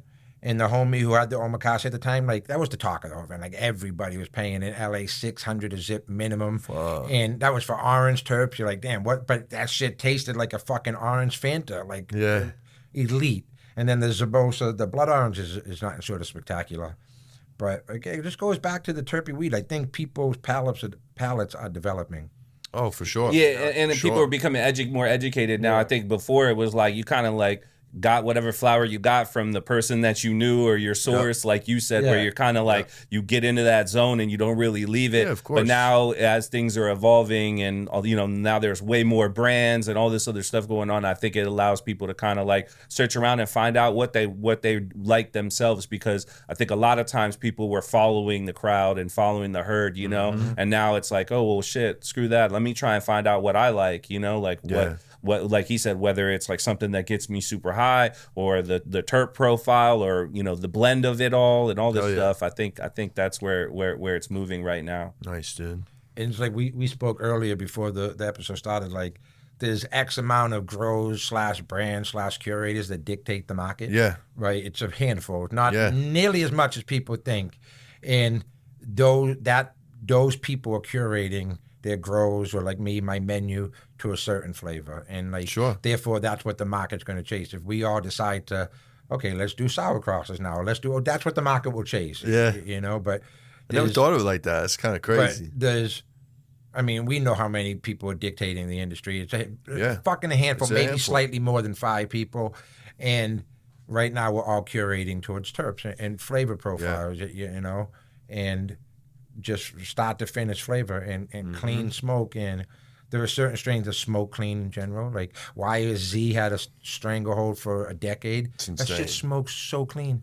It's so clean. The high is clean. The smoke is clean. The white ash is clean. And the nothing flavor. beats a 9.5 batch of that. We could take the best Skittles versus anything else. The best Skittles is winning. Yeah. It's been proven in competitions, you know, and it's just... You get a nice little mouth coater Z batch, and it's fucking unbelievable. Over. Game It over. can't be beat. Like when people talk of the best of the best, nothing is going to beat a 10-10 Skittles. So, you know, and I think brands now are maybe not trying to beat the best Skittles, but they want to compete and they want to win. You know, proper drinks has an influence on the market, and like you see all the big brands competing, and now they're curating their menus to win that fucking thing. You know? So in order to win that, it's got to taste great, it's got to smoke great, and it got to smoke to the end. You got to have to have a round 3 contender. Yes, and a mouth coater in round 3 is the cheat code. Well, maybe not even a cheat code. It's a good fucking advice though. And at the end of the day, which is the best part about it all, is the end consumer is benefiting from all of this. Yeah, man. Like, we were talking about this box. Like, bro, that box is fire. I don't know what these fucking people are talking about this on, bro. There were multiple entries. More than half. Smoking. More than half were fucking smoking. And that, I've never seen that. Yeah, and it's like, I had the conversation with him driving down here. Like, I think the industry is in a great place right now. Hell yeah. Like, it's in good hands. Like, there was a little stretch where everything was mids. Like, I tried to stop smoking like a year and a half ago because everything was mids, bro, and I couldn't get anything I liked. And then the industry took a nice shift towards fire. And man. I feel like everybody's making everybody else step up. Yeah, you know what I mean? that's cool. It's that's like cool. friendly competition. You know what I mean? Where you know, because especially when I'm going around and I'm talking to everybody, you know, other brands and whatnot. You know, it's always like, hey, what do you want? What do you want? It's not like, oh man, fuck you. Who the fuck are you? You know what I mean? It's like, hey, what do you got new? Hey, check this out. Hey, check this out. Dude. And you know, it should be. And I feel like even when I've seen other people's stuff and they've shown me stuff, they've inspired me where I'm like, oh man, you know what? I really do like this. Oh, here, take this. And I smoke and I'm like, oh man, I need to find something like this now too. You know? And so it really opens your mind, you know? Yeah, man. And it's important because it's like, look at Jamie. Jamie creates GUZ, right? And GUZ causes this wave in the industry. It's a different terp than a lot of other stuff. Now people are going to try to do that, you know, come up with these different profiles. Like, look at Wizardry. These guys are fucking cranking out genetics at a rate that fucking you're wizard, a breeder. You bro. can speak on it better than me. I don't know what the fuck they're doing over there. This guy's got new crosses every day. It's insane. And I don't even know how you compete at the rate. Like, when everything comes to fruition for them, they're going to set the bar even higher. I mean, me personally, that's what I look at Wizardries as the model right now, because everything is in-house and they're crossing everything together and they're building it and building it, but that shit hasn't even really come to light yet. Imagine when it's really full throttle. Everybody hasn't even tried Zang Banger, Blue Banger, Tide Banger. These are all fucking insane, bangers, bro. All 3 of them. And they haven't even hit full potential. Some of these stuff have been run a handful of times. Yeah, like, bro. Imagine when they're fully dialed in. Like, that's the bar that's going to set. Now, it's a new bar that the industry is going to chase. Yep. Like, I hope he comes out with some new fire, and then people are going to start chasing that. And it's like, the breeding is important right now. Yeah, you just got to stay ahead of the game, really. Like, you know,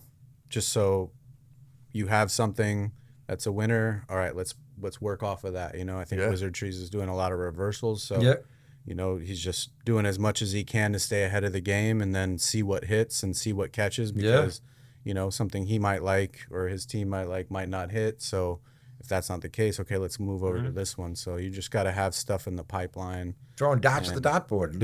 Yeah. Not everything's going to hit, but they're all smoking. But like what's good, like you said, you can't find the next big one until you're at least shooting at the rim. You feel me? Yeah. And, you know, people are doing that now, which is exciting. You missed 100% of the shots you don't They take. don't take, baby. No, 100%, bro. And it's dope. Like That's you what know? you did with the GUZ, you know? Yeah. It was like, you know, when all that was going on, it was like, you know, I didn't really know if I wanted to sell the cut just because of everything that was going on controversially with you. Like, you know, and he said that to me, and you can't nothing but respect it, you know? Yeah, so is you know, I just knew that I had friends in the industry that didn't really agree with what he was doing or saying, but the way I looked at it was like I saw like the projection of like where you were trying to go, like, you know, kind of not phase, but like transition and add, you know, something different to your brand.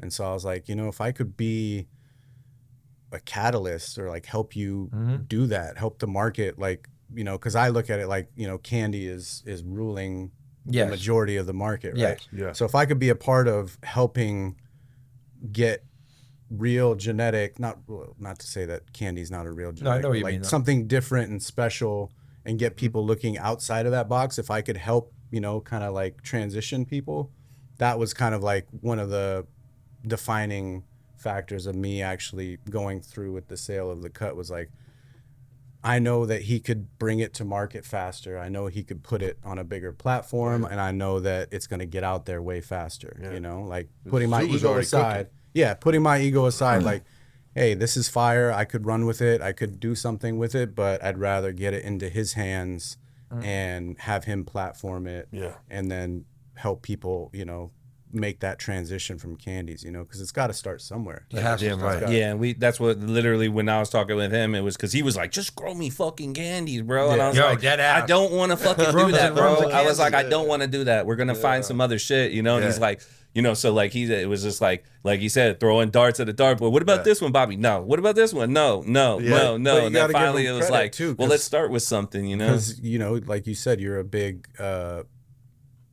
you're a connoisseur. You try all the biggest brands, and that was the one thing for me. It's like, why bro, can't we do this? He was ordering, like, I'm over at the office with him daily, and I, like he was saying, he was like, when he says that he was ordering like from Kush Clinic in these places, I had never seen anybody ordering as much flour as they're not this guy. cheap, right? No, bro. I'm talking about this guy was like 75 and 8 total. We ordering by the I was 2, watching 6, him and spend 5. some orders with like 2 bands worth of shit that he's buying on the bus down. You know what I mean? So I'm like, and he's smoking it all. He was like, no joke. You come back 3 days later and it's all gone, and the next order is coming in, and I'm like, damn, man. So that's, I mean, even for me, that's when I was like, oh man, like if anybody knows fucking good weed, is this fucking guy. Regardless of what they might say, again, what he's putting out there with his own thing, but because he's not doing, it's not just about what he's doing. He's buying everybody's shit, like he said. You know what I mean? Doing real market research. Yeah, dude. Nobody knows the market better than him. So if anybody's like can claim to something and say something, it's him. You know what I mean? Like, you know.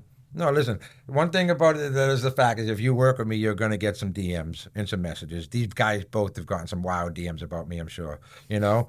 But the thing is, like, don't work with Bobby. No, 100%. Oh, he's a fucking scumbag. But, like, at the end of the day, right, I have a vision, okay? And one thing about me that I say this proudly is I involve everybody. And, like, it's not the B Eazy show, bro. Like, everybody wins. Like, you know, like, they'll both say this. When the GUZ happened, I had a thing, like, to recreate Dio, Doja, and Wizard Trees. Breeder, grower, brand.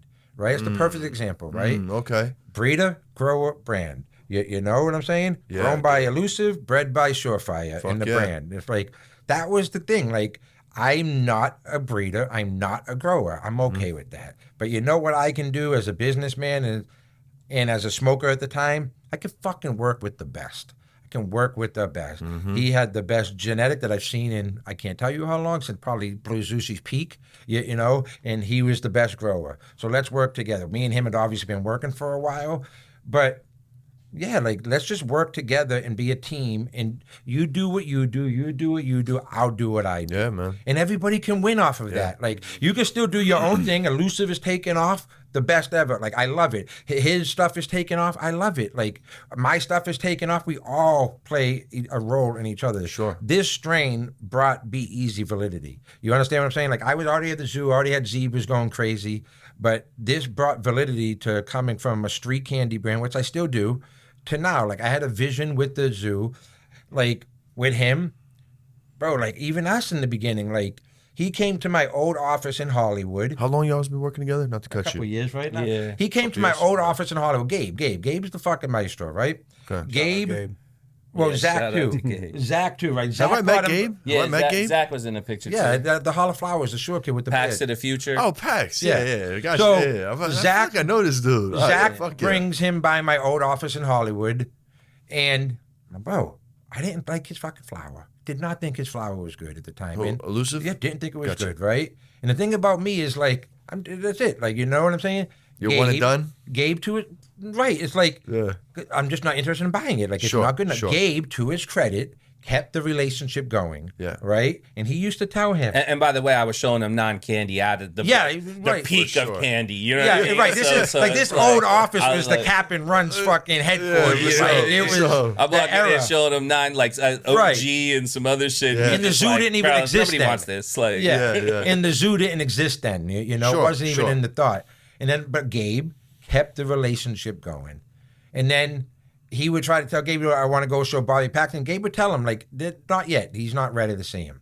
And then, so like, I've seen how much better his product has got over time, like, bro. And then he started bringing packs over, started with Aquanaut, which was like a Z Runts, and the Zebras, which is the Skittles. And I was like, okay, now we're fucking talking. Like, this is fire. Like, you know, Okay.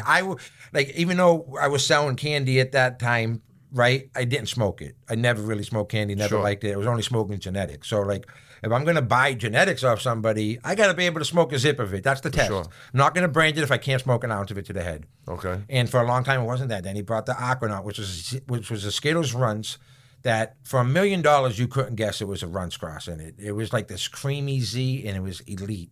And the Z, oh, this is fire. Now we're cooking with grease. And then Okay. ever since then, me and him took off together. Tight. You know, but again, he added validity to my brand. It's like, I'm trying to get away from candy. Like, I need a grower with me that I can attach to. No That, doubt. and he needs a brand that he can attach to that can get, like he said, my platform and my reach is massive. You know what I mean? Supercharged everything. Yeah. It's, Yeah. I can help you and you can help me. That's the definition of a relationship, a Yeah, beneficial fuck yeah. relationship. If you're only helping me and I'm not reciprocating, what's the fucking point? Like, Right, you know, right, but right. I can help you. Give me good flour. Like, I'll say you're my grower, so be it. But I'm confident in enough. Like, everybody can buy weed off of me. It doesn't bother me. Like, you can't do what I do. Like, you feel Yeah, me? yeah. It's okay. And I can't buy all of his weed, number one. So, like, yes. That works. You know? So, like, that's it. Like, it's a beneficial relationship. And he brought validity to B Eazy in the transition from candy to the street. Proper Doings brought validity to B Eazy in the streets when my zebras won versus Playbook Genetics. Like, you understand what I'm saying? Like, okay, damn, this candy guy actually has fire. Like, you know what I mean? And then Gus came, so he added validity. It was like everything worked in unison of each other. You feel No me? doubt. And it's like, doubt. and that's a beautiful thing. Like, nobody here is getting the light. Like, if it appears that way, as someone shining above the other, it's really not like that. The reality of it is It's just not. perspective of yeah, the individual. Like, everybody here has helped each other Yeah. at this table. Validity. I'm sure the Gus. I'm not sure. I know the Gus has helped him. The branding, the marketing Oh, behind it hell has yeah, helped bro. him. And Hell him yeah. growing it has helped both of us. Me branding, like, it's a beautiful No, thing. no, There's that's no real egos at talk. this table. And I didn't even peep that, like the Dio Doja Wizardry. Oh, no, I told him this sitting in my office. I didn't even peep that, bro. Like, that's an ill combo. No, for I a have a brand. vision. Like, I know I get. I should be thinking like I have that, but I haven't like said like, all right, you're this, Yeah. you're this, and I'm the. We haven't had that conversation. No, And I feel like I 100%, need like- to have that conversation. Like, look, bro, we about to just run this shit up. No, you have to, bro. It's And us. again, It's not with every strain, team, man. But it's the special one. There's just too much for one person to do it. So and being able to cross pollinate to different audiences and everything is key, bro. And again, you can't do it with every strain. Like, okay, like for example, I can't publicly say, like everybody knows this. I'll say in camera, like most of my zoo is what he brands as elusive too, right? But if I start saying that specifically, the waters might get muddy. But this, like these exclusive stuff is a perfect example, right? Like I say Elusive grows this, he bred it. The water's not going to get muddy. He does not sell GUZ. I get all the GUZ. Sure. But he still reaps the benefits of the marketing and the grower of GUZ. So all these other people hit him up for GUZ. No, you can't buy GUZ, but you can buy all my other shit that's smoking. They buy it, now they know it's smoking. And it's a circle that just keeps giving and giving, like, you know. And hell yeah, man. It was the perfect thing. It's like same thing with Ryan D on Wizard back then. They only did that with what? The Zope and the RS11, if I'm not mistaken. Like that was it. And it worked. And it's like everybody, there's no egos here. Like Jamie doesn't want to be the brand. He don't want, like, bro, we could do this together. Cool. You know, you can be the brand on everything else. You can be but on this one string, we're going to come together. We're going to hype each other up. We're going to market it together. Your logos are going to be on the jars forever. And we're all going to get the recognition that we deserve. If I ever buy something exclusive from him again, which I plan on doing, it's going to be the same thing. You're going to see our 3 logos on it. That's cool. And, you know, and we just benefit from each other. Like, this is a real team over here. Yeah. You know? And I think, too, it was interesting because, like, is that the market only has access to so much good weed, right? Like we were talking about earlier from like different sources. So, you know, that was like the one concern in my head when we were doing stuff, and especially because I'm like, well, shit, if I'm dropping this as this and then you're dropping this as this, we're kind of dropping the same thing. It's a little weird, right? But at the same time, it's like his audience is very loyal to him and he has his certain market and my market is my certain market. And there was no overlap between the two. You know what I mean? No, that's cool, man. Yeah, I don't think I've seen too much overlap, bro. No, not at all, man. Because even one time he called me, he was like, "Oh man, and my people are gonna hit you," and I was like, "Yo, you had people hitting me, but we never really had that overlap where it's like the certain big guys that go to him are still going to him. There's my people are still coming to me, and there isn't any of that, you know." And it was like, but I also think, you know, I attribute that to just like, you know, there's a finite amount of this product, you know what I mean? And so like whether it's sourced and put into different, you know, brands or whatever, everybody's got that audience that they control and they have their market. So you really don't have to worry about it, you know, where it's like too much. Cause it'd be one thing if he's like, "Oh, give me 100 pounds of this," you know what I mean? Cause then it's like, all right, well, there's only so much of that's going to go around. It's going to bleed out. It's like everybody has their portion. Everybody does their thing. And yes, it doesn't even exist in the first place. And people don't understand, like there's people on the internet right now and in real life asking, "Oh, B Eazy and Elusive still cool?" It's like, bro, y'all don't understand. Like, I don't have a lot of friends in this world. I have business. So this is my dog. You feel me? Above all, like we go to dinner, we go to basketball games. His girl loves my girl. Like, you know what I mean? Like, that's cool. This is my homie above business before all. And like, people don't understand that. Like, what we do together is special. And like, I feel like we both have seen each other come up, like, you know what I mean, together. Like, B Eazy, the zoo would not be what it was without him and his flower. His brand wouldn't be without me and my flower, you know, and the brand. Like, it's all cohesive. It's like, people would get at me, "Oh, like, how come Elusive doesn't enter proper doing?" Because, bro, he don't need to. I announced that this is his flower. It's just my brand. It's like, we help each other, you feel me? And that's what homies do, dog. Like, there's no competition here. Like, we are, above all, like, we're homies and the business comes second, but we eat, like, you feel me? Like, well, you got a 200 lighter. It doesn't have thousands of fucking lights. Like, we have a 30 light room. Like, there's only so much weed coming down. Like, you know, so, like, again, it was just a match made in heaven. Like, on a personal level, we have a lot in common. We like basketball. We like food. We like good restaurants. You know, and it just meshed over time. Like, you feel me? So it just works. I mean, some things are just meant to be, I guess. That's a beautiful thing, man. Yeah, and you know, again, it's just matching up the right people, the same thing, you know, because the way I operate and stuff like that, you know, and at the same time, like he said, it's like the ideal thing is like, you know, I have people teach me stuff, you know, and they'll, you know, I pick up stuff from friends, and like one of my friends is high up in Google, and he was saying, you know, he's just like, you know, the higher up you go, you're managing two things, people and egos. And he's like, and the higher up you go, the more ego you have to manage. And usually you're managing both, the people and the ego, you know? And ego meaning their egos or your ego? Everybody's, right? But especially if you're dealing with other people. Right. And so it was like, you know, same thing for me. It's like, I try to leave the ego out of it. I don't need to have the shine. I don't need to do this stuff. Like Bobby even said to me one time, he was like, man, you're like one of the only people that never tried to use me for clout. You know, like there were so many people that are like, Bobby, do this for me, pose it, do this, come on, let's do a deal. And then they're like, you know, stab him in the back in a second. For me, it was like, nah, man, I'm more about a team. I have, you know, I've grew up, like I said, I'm older school. Like, you know, I was under a rock and always believed in being hidden and didn't want to put all my stuff out there. But then, you know, I've always had loyalty, you know what I mean? And loyalty is key. So for me, it was just like, hey, man, if we're doing big things together and cool things are happening, bro, I got your back until the end, you know? And dope. So I think, you know, and again, as we've gone through this relationship, you know, he's called me, even said crazy stuff. Cause like a lot of people be like, oh, Bobby's got this big ego and this and that. Bobby called me one time and he was just like, hey, bro, like, you know, like we're doing this together. We've done a lot of big things, but he was like, yo, it's kind of crazy. Cause I feel like maybe at one point,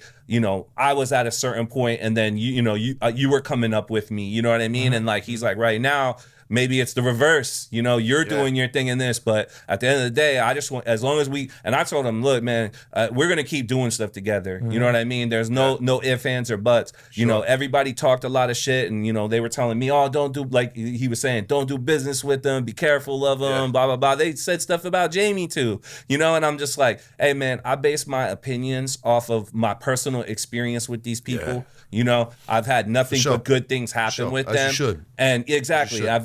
Bobby does great business. He does great business. You know what I mean? Like Jamie, he does great business. Like all this stuff. What else he asked for? Right. And so for me, it's just like, just keep doing. It's just fun to be able to keep doing that because then it's not work anymore, bro. We're doing what we love and we're making money doing it. You know what I mean? And there's a difference to that. That's like you can't buy that. You know what I mean?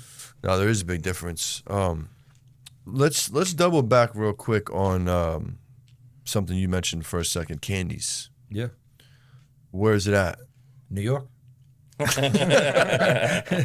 No. Okay, so New York's still dictating. Oh no. The candy market. Genetics barely exist. The genetics are starting to There's make a little bit of a There's trickling. It's happening. Like connoisseurs though. Like Connoisseur for example, crew. This is a true story. I don't send 1 gram of the zoo to New York. Not one single gram. Candy, I send 100 of them on my branded drops. Fuck. Not one. I'm not even being sarcastic. There's not one single gram of the zoo in New York. It does not go there. It's not that market. What unless it's on the stoop. Yeah, right. That's it. But like, okay, you're right. That's it. But it's a fraction, bro. For sure. Of course. That market is different. I will say one thing. Toad venom is helping New York.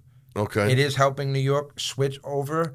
But you gotta understand, candy's cheap, right? So let's just say a branded unit is fucking 36 to 42 in New York. Sure. Their stuff is not. Got the 6 bands. It's like, how do you get them to go from that to that? I'm assuming toad venom's got to be around that in New York. Sure. But people like the toad venom. Not that it's like candy, but I guess it satisfies them them terps. So I think toad venom is going to play a crucial role in the genetics over there. In fucking New York, no shit. Yeah. Well, there's about to be a shitstorm of toad, bro. Oh, forget about it. Everybody it's already happening. It's already happening. It's happening. As soon as I seen this box, you going to cross anything to toad? Whoa, brother. I don't know. I tried my hand at reversing it. It didn't work out. But yeah, I mean, I think I've always been one to go left when everybody goes right. I agree. So Good. I've never worked with candies. I've never bred with candies just because it was enough of it out in the world already. So, I mean, I think toad frog is going to be in that Everybody's same hitting category. shit to toad. Everybody. Bro. And like I that was always my biggest. I always tell people that too. It's like when everybody's going right, I'm going left, bro. Yeah. I'm going right. Like bro, he knows me better than anybody in this world. Like everybody, B Eazy got this big brand, but I used to be on the phone with this dude. Like, yo, I'm doing everything right. This weed is so fire. We're doing all these events. He'll come to an event in New York with me. He'll see people waiting in line for 3 hours to buy weed off me, and once the event's over, the vendors don't want it. Like the customers want it. People buying the eights want it, but my candy vendors won't buy it. Fuck, and dude. I'm telling him, I'm like, bro, I you know how many times I told this guy on the phone I might have to stop the zoo because because like the only way I could sell it was if I did an event in person. Oh, no because shit. like the end consumer wants it. But this is why it doesn't vendors go to don't New York. want it. Like my big candy vendors who buy 40, 50 of the candy drops, Yeah. they won't buy a pound. They won't buy nothing of the zoo. And it's like there was a major disconnect. But he'll see me go to a fucking thing in New York, sell out, have to go get more, and sell out again because there wasn't enough. And I used to tell him, bro, I think I got to stop the zoo. I can't sell it. Like I can't do it. Like people, I was ahead of the curve. I went left too early. But now it's flowing because I'm about to because say, bro, I see a lot of menus, bro. no, It's now just they so have a lot it, of but menus, my boy. I had to change it. Like I told you, I don't send nothing to New York. I had to go find all new markets, Florida, overseas, Sure, California. Like I was doing well in Florida. yeah, Florida does very well, but I had to literally. Fits in Florida. The does. whole vibe of the packaging. Florida's a very smart market. belongs to Florida. They Yeah. got smokers down there, bro. Smokers. Shout out to Miami. They'll pay the price. They'll pay the price too. They still like candy, but it was such a new market that the genetics and candy hit at once. So it gave people a chance to try everything at once. Whereas New York is just candy. And it's like now you introduce something new, it's like, I don't want that. Like New York is different. Like it's the same reason why New York loved the spray so much. And I'm not knocking it, I'm just saying the reality is like a lot of those people smoke with grabber in it, right? They sure. need the flavor to shoot through the grabber. So spray terp shot through the grabber. Candy LCG run shoots through the grabber where they can still taste it. Whereas Skittles, even though it's all flavor, sometimes it gets muffled in that. I'm assuming Toad Venom is shooting through the grabber too. There you go. Like, but that is a big indicator in New York. I've had clients tell me this. No shit. You know, whereas Miami, they're more straight joint or blunt, but there's no grabber. They like flavors down there. They do. They smoke good Every down time I send new shit, weird shit, or not send, but whatever, however fucking Yeah. They fucking with it, bro. Like, Very good market. I'm like, damn, that's what y'all just fucking with all this shit because I don't have candy on my menu and everything on my menu is really different. Yeah. There's no like, this one's kind of like that one. And that's what kind of I've been known for, the diversity. And fucking Miami loves it. No, dude. they do. It's a very good market. Fucking It's loves coming it. up. It's coming up, but there's money down there. There's fucking money. There's money down there. People want to spend it. They still got that old Coke money down there. No, dude. they got that You know down what I'm there for saying? sure. And it's a baller kind of fucking town, dude. Yeah, you're never gonna do the numbers there like you do in New York or overseas. No. But nonetheless, It's weird. The end consumer community, whatever you want to call it, is educated over there. It's a healthy market. Yeah, it's very healthy, Yeah. which I love. You know, so I like Florida, I like Miami. Yeah. You know, for sure, they're doing good over there. Are we doing Turp Basil again this year or what? No, I'm gonna do my own event this year. It's like there's just certain events where like I'll do like Zolympics because it's massive. Sure. I'll do Mary Jane because it's massive. What's the other As a one? brand, you got to get to that point where you can only do the big ones. What's the summer one they got over here? The rosin one in LA? Oh, PuffCon. Puff. I'd never done it, but I would like to do it That this shit year. looks fire, bro. I mean, That's that the other fucking big place is one. That's massive. the other big I one, will bro. do that, but it's like Turp Basil. I've headlined Twice. 2 I years in a believe, row, yeah. so it's like at some point you just got to progress. Sure. So, and you just got to progress. So I want to do, and now that my partner is permanently based in Miami, so we've been establishing that. Oh, so cool. I want to, I just want to do like a little pop-up like Tenko does down there, rent a little space that's available. That's cool, man. And do my own thing. Nothing wrong with that. I think there's only Maybe do one with him. There's only a few brands that can actually really drive the traffic and the number of people. Oh, to I know, one thing, I know. Yeah. So for most people, they have to go to these other events because that gives them the platform. But his ability to be able to literally bring Do your own thing? droves Oh, dude, of that's people great. to a He's thing seen it is firsthand. insane, and it's cool to watch it. Like he said, in different markets where you're watching it, where you're just like every single. And we were just talking about this in the car coming over here. I was like, every time I've gone to any one where it was like replicated from the first time to the second time, it's always exponentially better. Yeah, like, you know what I growth is mean? great. It's insane to like watch the progression and the brand growth and everything. And just like I said, it's just his ability to like literally drive these people to, come to one location and be able to do it is Like amazing. ZooCon compared to 420 was insane. 420 LA was a fucking incredible event. Yeah. Really? Yeah, You were bro. there. That shit That was was packed. Really? Like, unbelievable. We had the Especially best brands there. Oh, you did. You certainly did. Everybody, the best, Oh, you did. the best. Green Dog, Blueprint, Gotti, Zeke Guy, Chris Ball. You name you them. had the I don't whole want to forget squad. anybody. OGCM.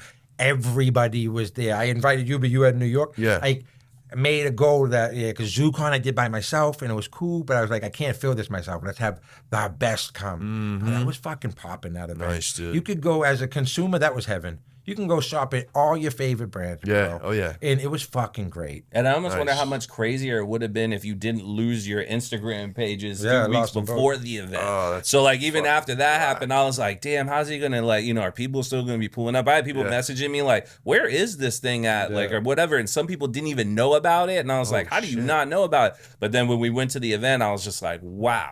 I was like, what the fuck? No, the events are good, bro. I love these events. At the end of the day, like, I had another big brand hit me up recently, and he was like, "Yo, how do you get your brand to be bigger? Like, we feel like we've plateaued." And I'm like, "Bro, you got to show your face." I know a lot of you guys get that old stigma. He's a grower too, brand a grower. Sure. And I'm like, "Bro, you got to get past that stigma." I'm like, it is so important for the end consumer because, they want to shake your fucking hand. They want to shake your hand. They want to take your picture. They have something to tell you. Yeah, they want to tell you, I love your fucking product, bro. Yeah. Like, I fucking love your weed, bro. Thank you.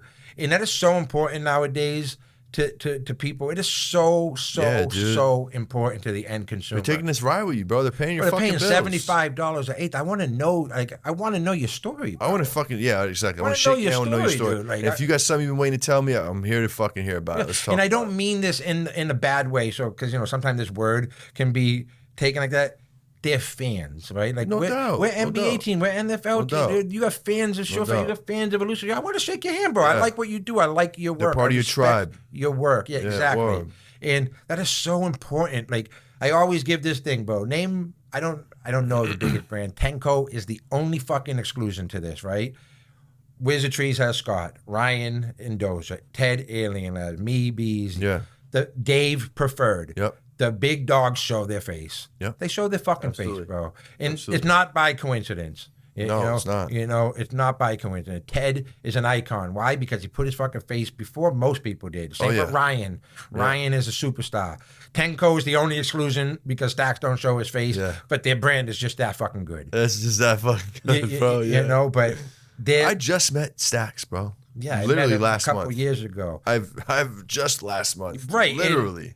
You've been smoking his weed for 5 years. Forever. If not longer. Forever. But, like, they're the exception to most rules. And guess what? I was a fan, and I wanted to tell him something, and I did. I shook his hand. I was like, yo, bro, just so you know, like, I bring all of your shit back to my team. Like, look, did you see how fucking clean this is? Yeah. I was like, this is what the fuck we need to be doing, man. Yeah. I was like, dude, just, if you do nothing else, study these guys. This is the standard. Because this needs to be, like, good pizza, but like that. You know what I mean? Like, it's just y'all motherfuckers don't miss, dog. No, there's exceptions to every rule, and they're obviously the exception to every rule. Yeah, man.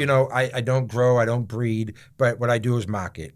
And I said this to him, bro, when Zebras first started. Like, we're going to base this after Tenko, right? There's going to come a point where you just see the stripes or you just see the zebra because there are so many people that smoke Tenko and think they're brand. They don't know who grows Blue Zushi. They don't even know the fucking brand. Bro. It's just Blue Zushi, bro. Yeah. And, I said it to him for 2 years now, and other people, like, there's no lifestyle brand in cannabis other than Tenko. You can make an argument for Alien Labs. You can make an argument, but Tenko is a true lifestyle brand, and that was my goal with my brand, like, in the last, year and a half or so since we started talking, 2 years, to make B Eazy into a lifestyle brand. Because it's not easy to do, bro. Like, people, I had this conversation with Doja before. It's like, bro, he'd say he dropped a new T-shirt. How do these go for you? He looked at me, Bobby, I can't sell T-shirts. I have the biggest brand in the world. I got 100,000 followers. I can't sell a fucking T-shirt to save my life. It's tough, dude. It's fucking brutal. Tough, I can't sell T-shirts to save my life. But lately, it's been getting better. Whereas Tenko, bro, they did it. Like, they made a lifestyle brand. Credit to Jerry and his genius. But they made a brand. For sure. And, like, I look at these people. They should be studied. No, they do. Like I said earlier about but even then, you can't just be replicated. No, you know what I mean? You can't, bro. No, you do another fucking sushi style brand. You look like an idiot. But it's just you got to study. You got to study the greats and everything. I'm sure you people you do got to study the greats. You know, it's like I study Tenko, I study Wizard Trees, and I study Doja, and I think those are three pretty good people to fucking study. You Hell yeah, bro. Without a doubt. Yeah. Speaking of flavors, speaking of events, how we feeling about ZA Olympics? Do we have any winner predictions? What y'all thinking, man? Yeah, I do. I got a prediction. What you got, kid? Gus is going to win something. If it doesn't win first place, I'm dead serious. I'm probably going to throw the trophy out in the nearest trash barrel. I don't play for second place. I never did. Like, I won't be happy. But no, I hope Gus wins something. I think there's some good terps in there, bro. There's some good fucking terps. I don't dude. smoke. I've seen some stuff. It seems pretty consistently across the board. Like when you see posts where people are liking 14, 17, 32. 32 is the Gus. I know there's ears after it, so I'll say it on this. Okay, yeah. I was like, whoa, brother. No, no, you're good, bro. You're ears good. after that. That's why I said So. it. But 32 is the Gus. I hear people saying that. I hear people saying the 14, the 17. So it's nice to see that. But, bro, it's good competition. It's good competition. No, it is. It really I think is. the event, I was saying it to him too, like, and you before. I think this has been a big year in the industry. Yeah. And For I sure. think the industry is in a great place. People are pushing the envelope forward. And I think it's going to be a big event. I think the best brands are there, the best weed is there, and it's going to be a good day for everybody. Sure. I'm going to light up the number 22. Yeah, that which smells is great. Or we can say it, right? Or yeah, favorite. Yeah, we can Blue say it now. Sushi, Favorite yeah. Blue Zoo. Yeah. Fucking speaking of Zoo, as And that my thing listeners did know, nothing. I only smoke Skittles and Fugazi on the show. Really, That's on fire. you know, just to keep my head cool. You know what I mean? No, it's the And best. Blue Zoo, yeah, I mean, it was same, different. Yeah, the last time you asked me what was the Desert Island strain, I said Blue Sushi, bro. It's the greatest strain of all time. Yeah. Nobody will make me say anything different. Hell yeah, man. But, bro, these events are so important to people. Well, let's talk about Berlin. We got Berlin coming up. Wow. Whoa. Epic. I wish you was going, bro. It's going to be a movie over there. You know, Berlin, bro, Berlin's crazy. I'll have my boy Jay, Selective QC. He'll be out there Fire. with Blueprint, and Let's I'll talk have about that. Yeah, I I'll want to have hear a about that too, because presence. I'm curious about that. Yeah, we'll have a presence there. Is that AZ Canada Selections? Yeah, that's my I boy thought so. Jay. He's a legend too. Fuck yeah. Yeah, Young yeah. legend. I met him at in like 2023 when I went out to AZ because I got family out there. I was doing tight. a licensing thing back then, and I just saw what he was doing, and I reached out and I was like, "Yo, bro, I want to get you some flour. Like, I see you doing your thing, you know." And from there, bro, it's just I've seen him grow tremendously, and he works with the biggest brands, Yeah. and he works with Project out in I got a kid his age, bro. yeah. I'm like, you're fucking 22? Jesus His name Christ. holds weight. He's Yeah. fucking great, man. His name holds I super love that weight. kid, man. Yeah, he's cool. And so yeah, he's gonna be out there. We're gonna actually be at ZA Olympics with Nice. with Blueprint. Hell yeah. So we'll be there. We'll have some flour, some Beautiful. merch, and I'm gonna do a seed drop there too. This is the first I'll peep time that. I'm ever releasing seeds That's officially. Yeah, I've only ever I've helped friends like raise money for like cancer, like a couple Mm-hmm. other things, and that's the only time I've ever like actually sold seeds. So Okay. but I get hit up all the time about it, imagine. and so That's exciting, bro. the stuff that I am releasing, I've hunted myself, and it's I've gotten proven winners out of it. So Cool. I figured it's about time. Hell yeah, I've man. got so much stuff that I'm just sitting on, so might as well get it out to the people. Yeah, man. Yeah. Blueprint is one of my main cultivators, and whenever I get new shit, I always bring it over there. You Yeah. know what I'm saying? We'll hunt it, test it out, fucking bring it through, and so I'm in the know of what goes on over there. When I seen you enter the chat, I was like, "Oh Super fire. shit!" Yeah, that was Jamie come through. I was like, "Let's fucking." so go, Jay dog." How'd that all come Selective together? he was the one that kind of made that happen. I had met Jordan Tight. before a long time ago, back in like 2021. I came out here Okay. and bought some those dry racks that they were Yeah. making. I bought Yeah. some of those from him, and Jay just kind of like lined everything up and was like, "Yo, like," because I had some stuff going down in LA with Joe, LA Family Farms. Sure. I just wanted something closer to home, and figured that Blueprint's some of the best at what they do. So Hell yeah! I'm gonna be working with them. They're running some of my flavors. And Nice. So yeah. Good shit, man. Happy to hear that. On that note, we're going to take a quick break. So let's talk branding 101. Bobby, this will be for you. What advice would you give to an up-and-coming brand or somebody just really just trying to pop, get that, that first pop, Yeah. and then how do you keep it running? So it's a two-part question, I guess. The first pop, I'm not sure it exists anymore. It's very competitive. I've had this conversation with my candy side of the business. Like, everything has been done over on that side. Like, for a new brand to pop, I don't think it can happen anymore. Okay. Same thing on the genetic side, because you can popping and being able to sell are two different fucking things. Like, you want like pop. It's hard, bro. It goes back to showing your face, number one. Number two, telling a story. I see these brands and there's no storytelling behind it. Like, just look at the most successful brands. Like, I'll go back. I won't even include myself. Go back to Tenko, right? They've told the same story from day one. It's sushi related. Wasabi, Zoe, this, that. It's a story. They're telling a story. Now I'll include myself. I'm telling a story with the zoo, right? It's a story. I'll look at brands that have a 6-flavor menu and the jars have nothing to do with each other. There's no fucking story. How do you expect the end consumer to attach to something, right? Yeah. Look at it as a television series, like, right? How many people watch the first one and then shut it off? No, we got to tell a story here, bro. Like, there's a middle, a beginning, a middle, and an end eventually, right? Yeah. Tell a story. Give the consumer something to attach themselves to. That's so important to me, is the storytelling. Like, the storytelling. I can't stress that enough. Hell yeah. I agree. Tell a story. Like your story. Look at your story, right? It's all Italian food. It's telling a clear story. And you know what? When you figure out the theme of your brand, sometimes you'd be surprised how many pivots you have off of that. Yes. When I started Good Pizza, I was like, holy shit, we got a lot of fucking ground to cover here. Yeah. You know what I'm saying? And like you said, it pivots and find something authentic to you too. Like, like yours is super authentic to you as a person. Definitely. Like, not necessarily that the animals are authentic to me, but it's authentic to everybody. If you're a good human being, you like animals. You feel me? No doubt, if you're not, you're a sociopath. But no doubt. It gives them something easy to attach themselves. Bro, the storytelling. I see so many fucking brands miss that mark. Yeah. Tell a story with That's your good brand. shit, man. That's good shit. So we got a couple more things on the agenda, fellas, before we wrap up. But I think since we're all, for lack of better words, old fucks. Yep. These rapid fire questions, I've learned over the time of the show that it's really geared towards guys my fucking age. All right, that's these youngins this shit. There's a little 80s, 90s lore in here, so we're gonna bring back the rapid fire questions. So look, there's 3 of us. There's usually one, and people usually start talking when they answer. So just keep it 1-word answers if possible. Y'all ready? Yes. We'll start with Bobby. Okay. We'll start with Bobby and we'll go around. All right. Pizza or tacos? Tacos. Pizza. Pizza. Coke or Pepsi? Coke. Coke. Coke. In-N-Out or Five Guys? Five Guys.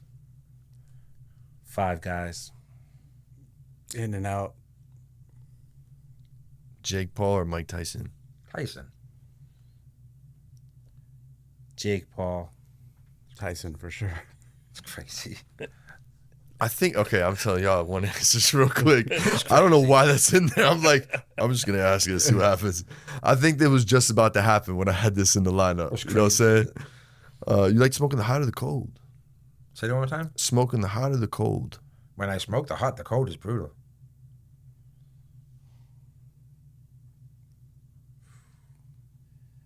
The hot. Cold. Cold start or hot start if we're dabbing? N.A. I don't even know. Cold. Cold? Cold start is where you put the dab in and then you heat it. Yeah. No, yeah, hot start. For sure. E-rig or rig? N.A. And then Rig, but like more often now because of the whole dad thing, it's Puffco. Yeah, I'm kind of with you on that. Yeah. Street smarts or book smarts? Street. street. Street. Fear or respect? Fuck. Respect. Respect. Respect. Yes or no? Yes. Yes. Yes. Batman or Superman? Batman. Superman. Batman for sure. Haze or sour? Sour. Sour. Sour. Sour or OG? Sour. Sour. Sour. Like you guys. Nas or Hove? Jay-Z. Hove. Ether. What's your favorite Ninja Turtle? My God. Who's the blue one? Leonardo. Leonardo, yeah. Donatello. Which one's the one that really likes pizza? Is that Raphael? Michelangelo. Oh yeah, Michelangelo. Yeah, fire. Yeah. I smoked Jadakiss with that question, bro. The whole room fell out, dog. He said, man, fuck the Ninja Turtles. 80s or 90s? 90s. 90s. I'd say 90s. Coke or Pepsi? Coke, we did that. Did I? Jesus Christ. Pizza with pineapples or no pineapples? Pineapples. No pineapples. You're gonna hate this, but yeah, I like pineapple. Okay. Pepperoni, jalapeno, pineapple. I did not see that coming from you, Bobby. See you later, bro. Whoa, Bobby. Tacos or burritos? Taco. Burrito. Taco. Beach or snow? Snow. Beach. I'd say beach. The Wire or The Sopranos?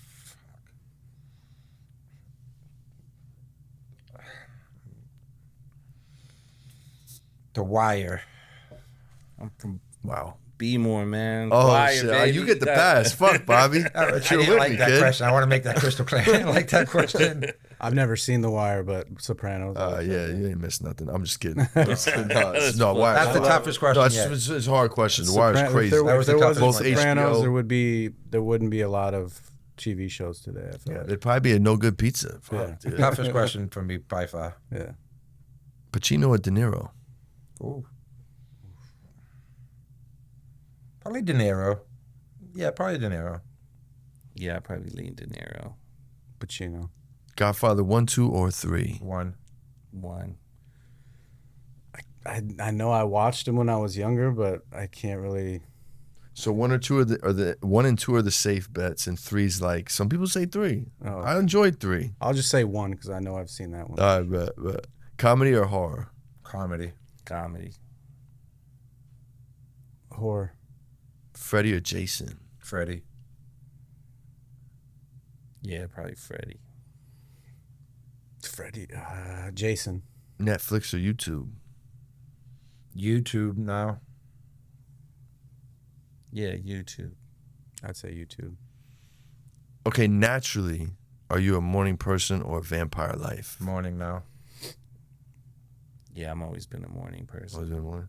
I'm both. You got new kid, you got new babies. You gotta be both, bro. Oh shit! Blackjack or poker? Poker. I knew that was coming. I like blackjack better. Blackjack. Too. Text message or phone call? Oh God, text message. Don't fucking call me. Yeah, text message, please. I'd say phone. Breakfast or dinner? Dinner. I don't eat breakfast. Yeah, dinner's better. Breakfast. Automatic or revolver? Automatic. Both. Automatic. Bike or skateboard? Bike. I can't skate. Yeah, I wish I could skateboard, but I gotta go with a bike. Skate or die. Fuck yeah. Fire. Can you skate? Yeah. Fuck yeah. Jack or Blue Dream for the rest of your life? Oh, Blue Dream by far. Yeah, it's gotta be Blue Dream if I had to take between those. I like Jack better. I don't know why. All right.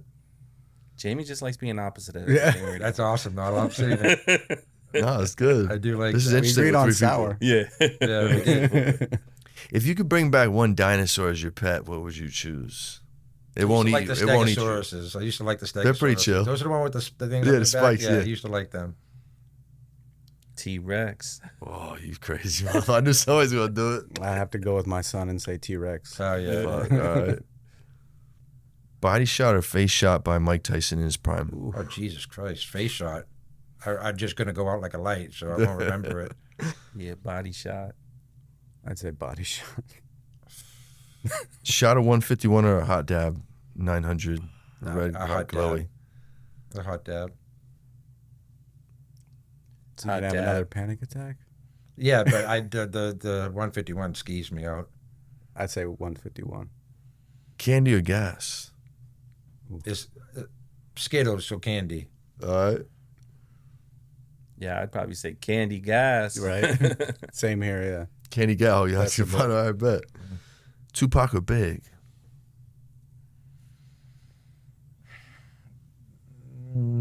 Tupac.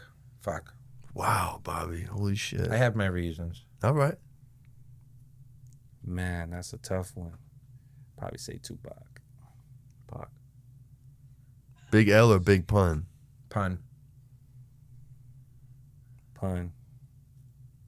That's tough, but yeah, I'd probably go with Pun. Wu-Tang or Death Row? Ooh. For the final. Fuck. Bro, death row. I'm fuck that. Damn, Bobby, this is wild for East Coasters, son. I know. You're from the era, though, so I understand. Yeah, You're that from was the my error. Yeah. Death Row. I would say. I know what you're going to say. But sometimes the Cali boys hit me with the woo. I grew up on New York hip hop, so Wu-Tang. Oh, let's go, Yeah, dog. That was tough too. That was real tough. And back to the Biggie thing, it's Biggie musically, but Tupac with the movies and the personality makes it Tupac. And that's and you choose whatever that means to you. It doesn't Yeah. have to just be rap. You know what I'm saying? Yeah. All right, cool. Well, now it's time to take a little dab with the Dr. Dabber, fellas. What we Not me. What we got? Not Bobby. Not Bobby. We ain't gonna do that to him. Oh, Ron, I'm gonna let you choose, bruv. Yeah, We're going smell it Jet and pick Setter? Which one you want? Jet Setter. Actually, we're gonna have Jamie.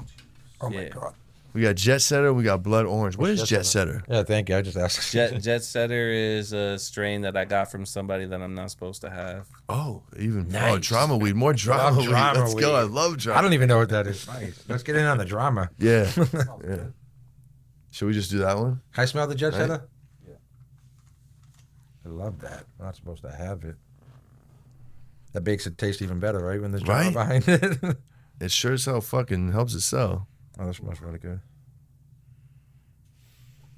Oh, that smells really good. Your call, Jamie. Which one you Let me want? smell that one too, because I know that's going to be crazy.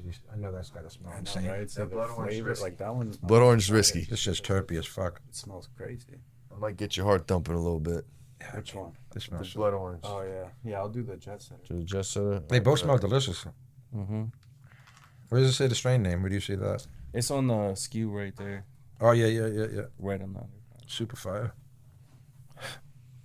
So Gabe talking about that. while we load her up, we have a question from our last guy, Yeah, last that's right, guest you said that. for you. And the last question was from Ted, Big Ted. Big Ted. Not so big anymore.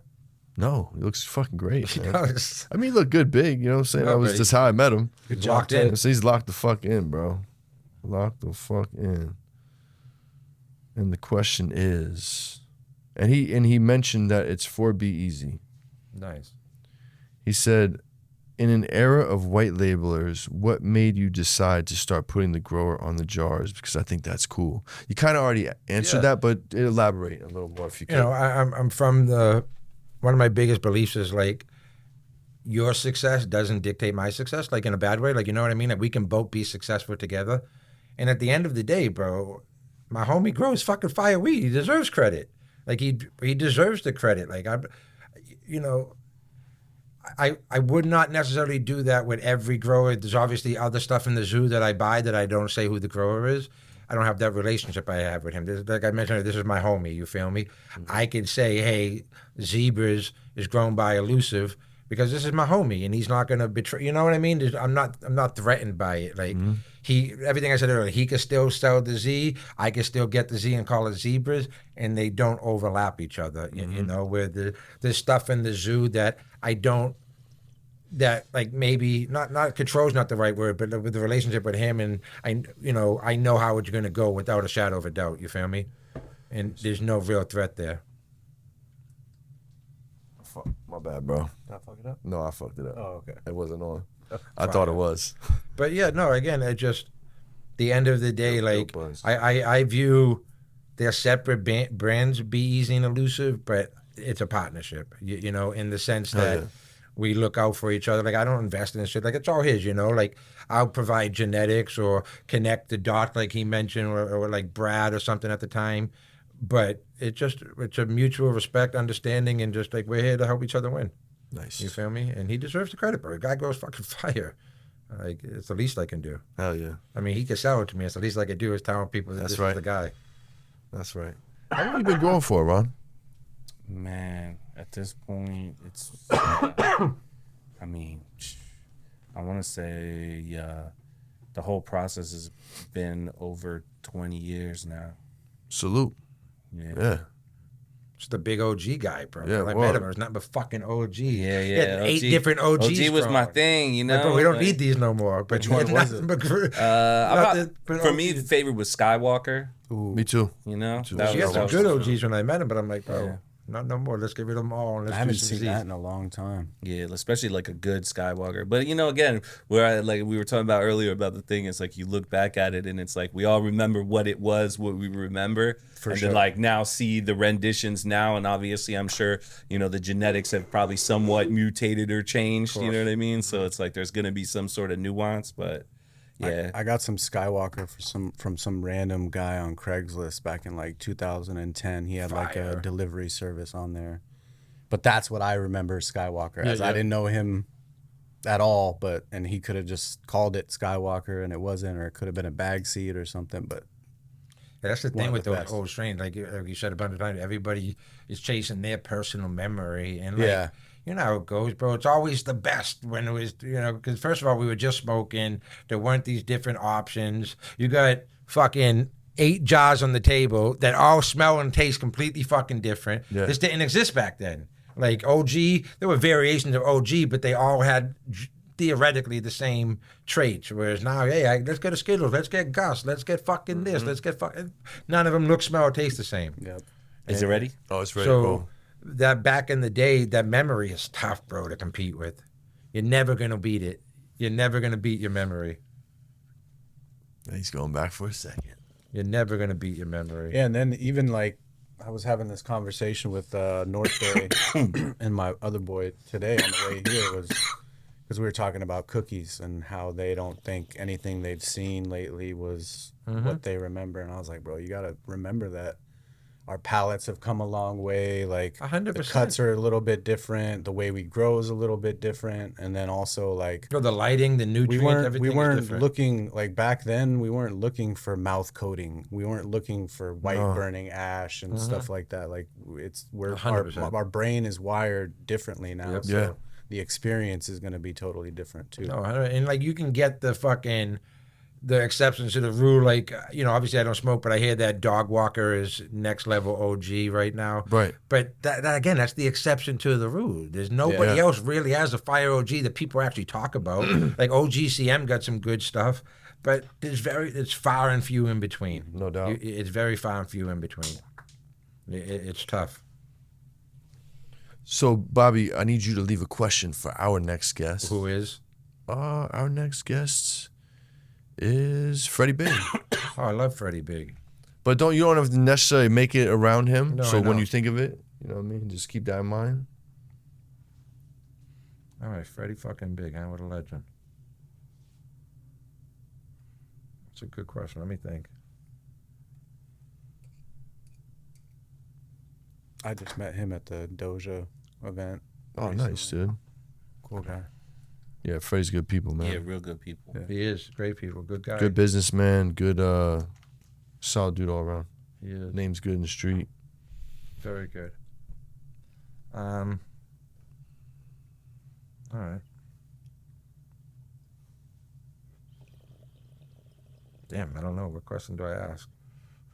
You could say which shooter you like to tie first. Doesn't have to be nothing crazy. People go real deep when I say it. Doesn't have to be crazy. All right. Somebody said the question before that was, "You're dying today. What are you doing for the rest of the day?" Okay, you know, that's fine. There's some shit like that. If you had 24 hours to live, just think. Yeah. Where would you go? Who would you do? Who would you screw? Freddie seems like he's been around. I want to know. I want to know. Yeah, who would you screw? Freddie seems like he's been around the block a couple of times. I want to know where's Freddie's favorite city to travel to, or favorite city that he's been to in the world. All right. Cannabis related or just personal. Okay. And why? Yeah, and why? Maybe I'll go there next. You know. Sick. Any closing thoughts, gentlemen? This fucking rosin's fire. Can't even talk. Oh yeah. Closing thoughts. I don't know, bro. Or we just call a good time a good time. Yeah, no, I mean, I'm grateful to be sitting at the table with these two, bro. To keep it real with you, both have played a major role in progressing my brand forward. Yeah, I'm just grateful at the end of the day. Good stuff, man. Well, I appreciate you guys coming up. Expect a round 2 interview. Well, first solo interview. Elusive, Surefire coming real soon, sooner than you think. Thanks for coming through. No, always a pleasure to chop it up, Bobby. You're the man. Good to meet you. Appreciate Finally. it, my boy. You know what I'm saying? Always. Thanks for having Always me. a pleasure, man. Thanks for coming through, bro. And I'm yeah. excited this was your first time on the scene, man. That's Thank what's you up. for having me. Amazing. Yeah. Where can people find you guys if you want to be found? Fucking in real life. Real life? Real life. None of my socials are guaranteed to last. No, honestly, find a job. The QR code updates every time I get deleted with a new one. Beautiful. Beautiful. Yeah, elusive.la on Instagram. Elusive.vip is the website. Nice. But yeah, usually you can find me in all kinds of rec stores across California. Hell yeah. Big legal. Beautiful. Beautiful.